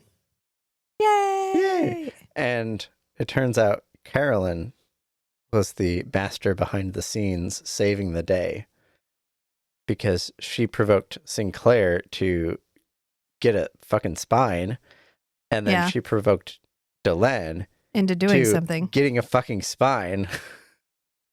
And then she's like, "Listen, I'm leaving. You want to come with me? We could pool our resources, buy a bigger ship. We could make a life out of this." And he's like, "I mean, I kind of want to be here. It's a no." And it's like trying to get our son to go somewhere. Yeah. No. And I want to stay here. Yeah. And he's like, I'm gonna make this work. And she goes, "Okay, I'll wait, but not forever." Which is fair. Yeah. Yeah. I got frictionless sheets. They're gonna need to get used. I'm taking them with me. And Delenn shows up at the med lab and she's like, "Sinclair, a moment." And so he walks over and she's like, "So I took the opportunity to watch the footage and I recognize that guy. He's a rogue warrior. And by the way, here's a full record of his travels." Boop, boop. And hands him yet another. Later, these are going to be crystals. Right now, they're like clear plastic cards. Here's everywhere he's been. And then we cut back to Lieutenant Commander Takashima talking to Ben. And she's like, "Hey, so what did the Vorlon guy look like? What did Kosh look like? What did he look like inside the suit?" If you're listening to this and you have not watched Babylon 5, do yourself a favor and Google nothing about Babylon 5. Don't ruin it. No spoilers. The buildup is the best part, honestly. Can you find it? Yeah, it shows 30 fucking years old. You can find everything you want to online. Don't. I clicked on a thing that was like, where are the actors now? Because I went on a rabbit hole about all the actors that are in this that have died and how many of them have died at 60. And I ended up on an article and they had a picture of a Vorlon, what they look like outside the suit. And I was like, fucking spoiler, man. That's right. You can't do that. That's part of the fun. So anyway, do yourself a favor. Stay in it like it's 1992. That's my piece for that. Yeah. But Ben goes, "You know how there are moments in your life when the whole world reshapes itself all the way down to its component parts? Well, I have looked on the face of a Vorlon and nothing is the same anymore." And he leaves it at that. So it was a pretty big deal. Yeah, it was a big fucking deal. And he then we still didn't say what it looked like. No, because he can't. He's bound by oath, remember? He made a pinky promise. Doctor-patient confidentiality. He made a pinky promise, and it was good enough for the Vorlons. It's got to be. So it's fine. So we finally go to the reception, the much-delayed reception. Kind of, because first, Jakar goes to see Sinclair because he's invited him for a toast prior to the reception. And Yeah. so Jakar is a little bit gloaty because he kind of got away with this. He's the one who, his ship was waiting outside and they Right. refused The the whole attempt weapons failed, thing. but he didn't get caught. Right. He didn't get what he wanted, but he lives to try another day. Yeah. And Sinclair knows it. Jakar knows that Sinclair knows it, but since there's nothing he can prove and Sinclair is bound by the law, he's a little bit gloaty about it. Mm-hmm. So Sinclair is like, hey, so I don't know if you knew this or not, but I know that you did all of this. And I went ahead and took the opportunity of planting a nanobot transmitter in your drink that you just took. And if anything happens to Babylon 5, or if you do anything to jeopardize the safety of this station again, we will find you and we will kill you. And it will be deeply unpleasant, is what he says. He goes, it will be deeply unpleasant. And Jakar storms off. He goes, I really liked the line, now, whenever I hear you toast to the health and success of Babylon 5, I'll know you mean it. I'll know you really mean it. Right, because when he walks in and he hands in the toast, he goes, to a fully operational Babylon 5, and Jakar just goes, to the future. He does not toast to Babylon 5, right. Notably. So Sinclair pulls out a little device and clicks it, and he goes, beep, beep. He's like, see, got you. And so Jakar runs off, and he's getting in the transport tube to go elsewhere, and Londo and Jakar come... Londo and Garibaldi come out of the transport tube. And Londo is relaying the same story earlier as, you know, we came out of the jump gates and we were like a wave. We blocked out the sun or blah, whatever. blah, blah. Blah, blah. And Garibaldi goes, hang on. And then he looks at Jakar and goes, beep, beep. And then walks off laughing. And Londo goes, beep, beep. Earth humor. Earth humor. Who can figure a species like that? Beep, beep. And then he just walks away. Jakar's like, oh my God. And then I done been had. Well, then Garibaldi's talking to Sinclair and he's like, wow, do you think they're going to find that transmitter? And he's like, there's no fucking transmitter. He goes, do you know what they're going to do to him looking for it? It would have been extremely unethical for me. I would get in trouble if I made him drink a location transmitter. He goes, I figured if there was a transmitter, eventually they'd find it. But if they think there's one and there isn't one, they're going to go to a lot of trouble to try to find it. And he's like, do you know what they're going to do to him? And he's like, yeah, come on, let's go to the reception. So they leave. And we kind of, we get the whole, we finally see Kosh with everybody. Yeah. Which is the big reveal. And then Sinclair leaves and goes to the garden and Delenn follows him. And she's like, why are you here? Like, I saw you leave. What happened? And he goes, you know, it's funny. When I was talking to that Minbari guy, he told me there was a hole in my mind. And Delenn tries to brush it off. Delenn's like, oh, that's just an old Minbari insult. I mean, it doesn't mean anything. Don't worry about it. Just don't worry about it. And he goes, do you know anything about that old friend? And she goes, I would never tell you anything that wasn't in your best interest. Once again, answer the fucking question directly. So much. But then she goes, I have a question for you, actually. Why build 5 stations? That line is what made me think the Minbari are the Fae. Oh, okay. I would never tell you anything that's not they don't in your best lie. interest. Yeah. Oh, but they will twist a sentence. Yes. Yeah. So that you never really know if they answered you or not. Right. It's like know less than half of you, half as well as I should like, and I like less than half of you, half as well as you deserve. Yep. Yeah. It's a very well-written, twisty statement. Yeah. And then she goes, well, why build 5 stations? Why? And he's like, simple human stubbornness. And he goes, it's kind of like our poet says, Tennyson, to strive, to seek, to find, and not to yield. Like, we just are driven to realize a goal. Yeah. Anything we think is worth building, we'll just keep building it and rebuilding it and rebuilding it. Because the dream was worth it. Until it stays. And she's like, a poet? And he's like, yeah, person who writes poems, a story told in meter or rhyme. And she goes, oh, there once was a man from Nantucket. There once was a man from Nantucket who kept all his cash in a bucket. But his daughter, named Nan, ran away with a man. And as for the bucket, Nantucket.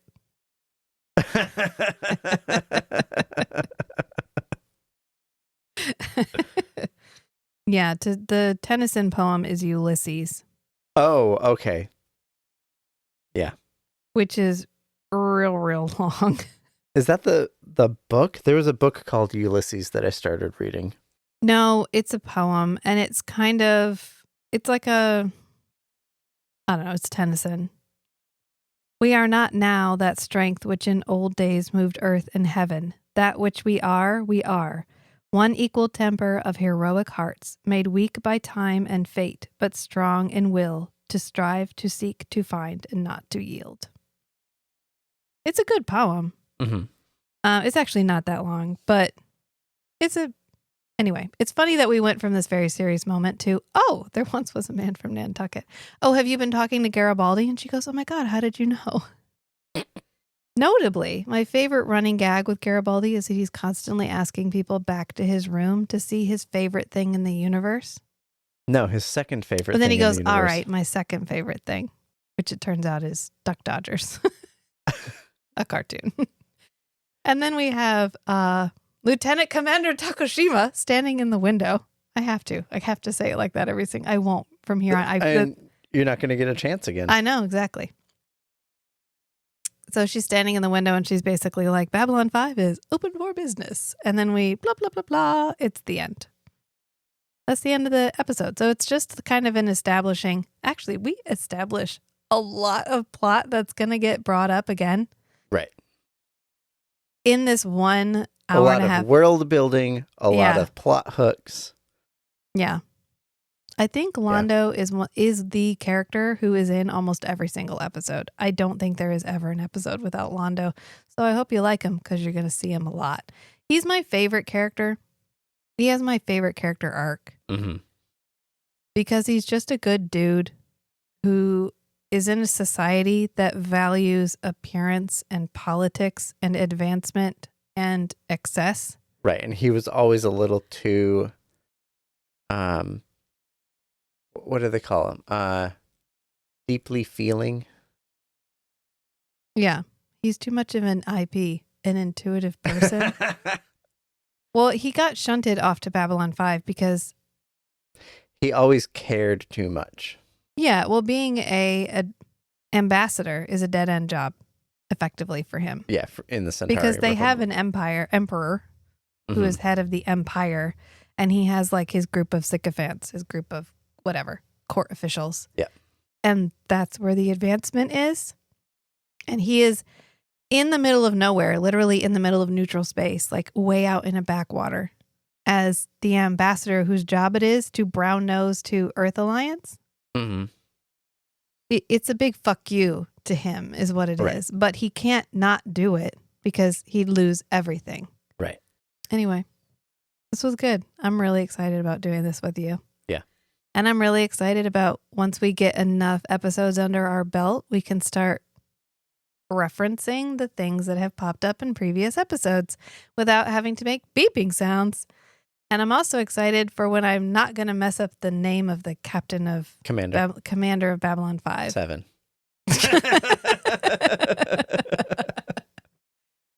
Oh, I'm going to get it. It's not that big of a spoiler.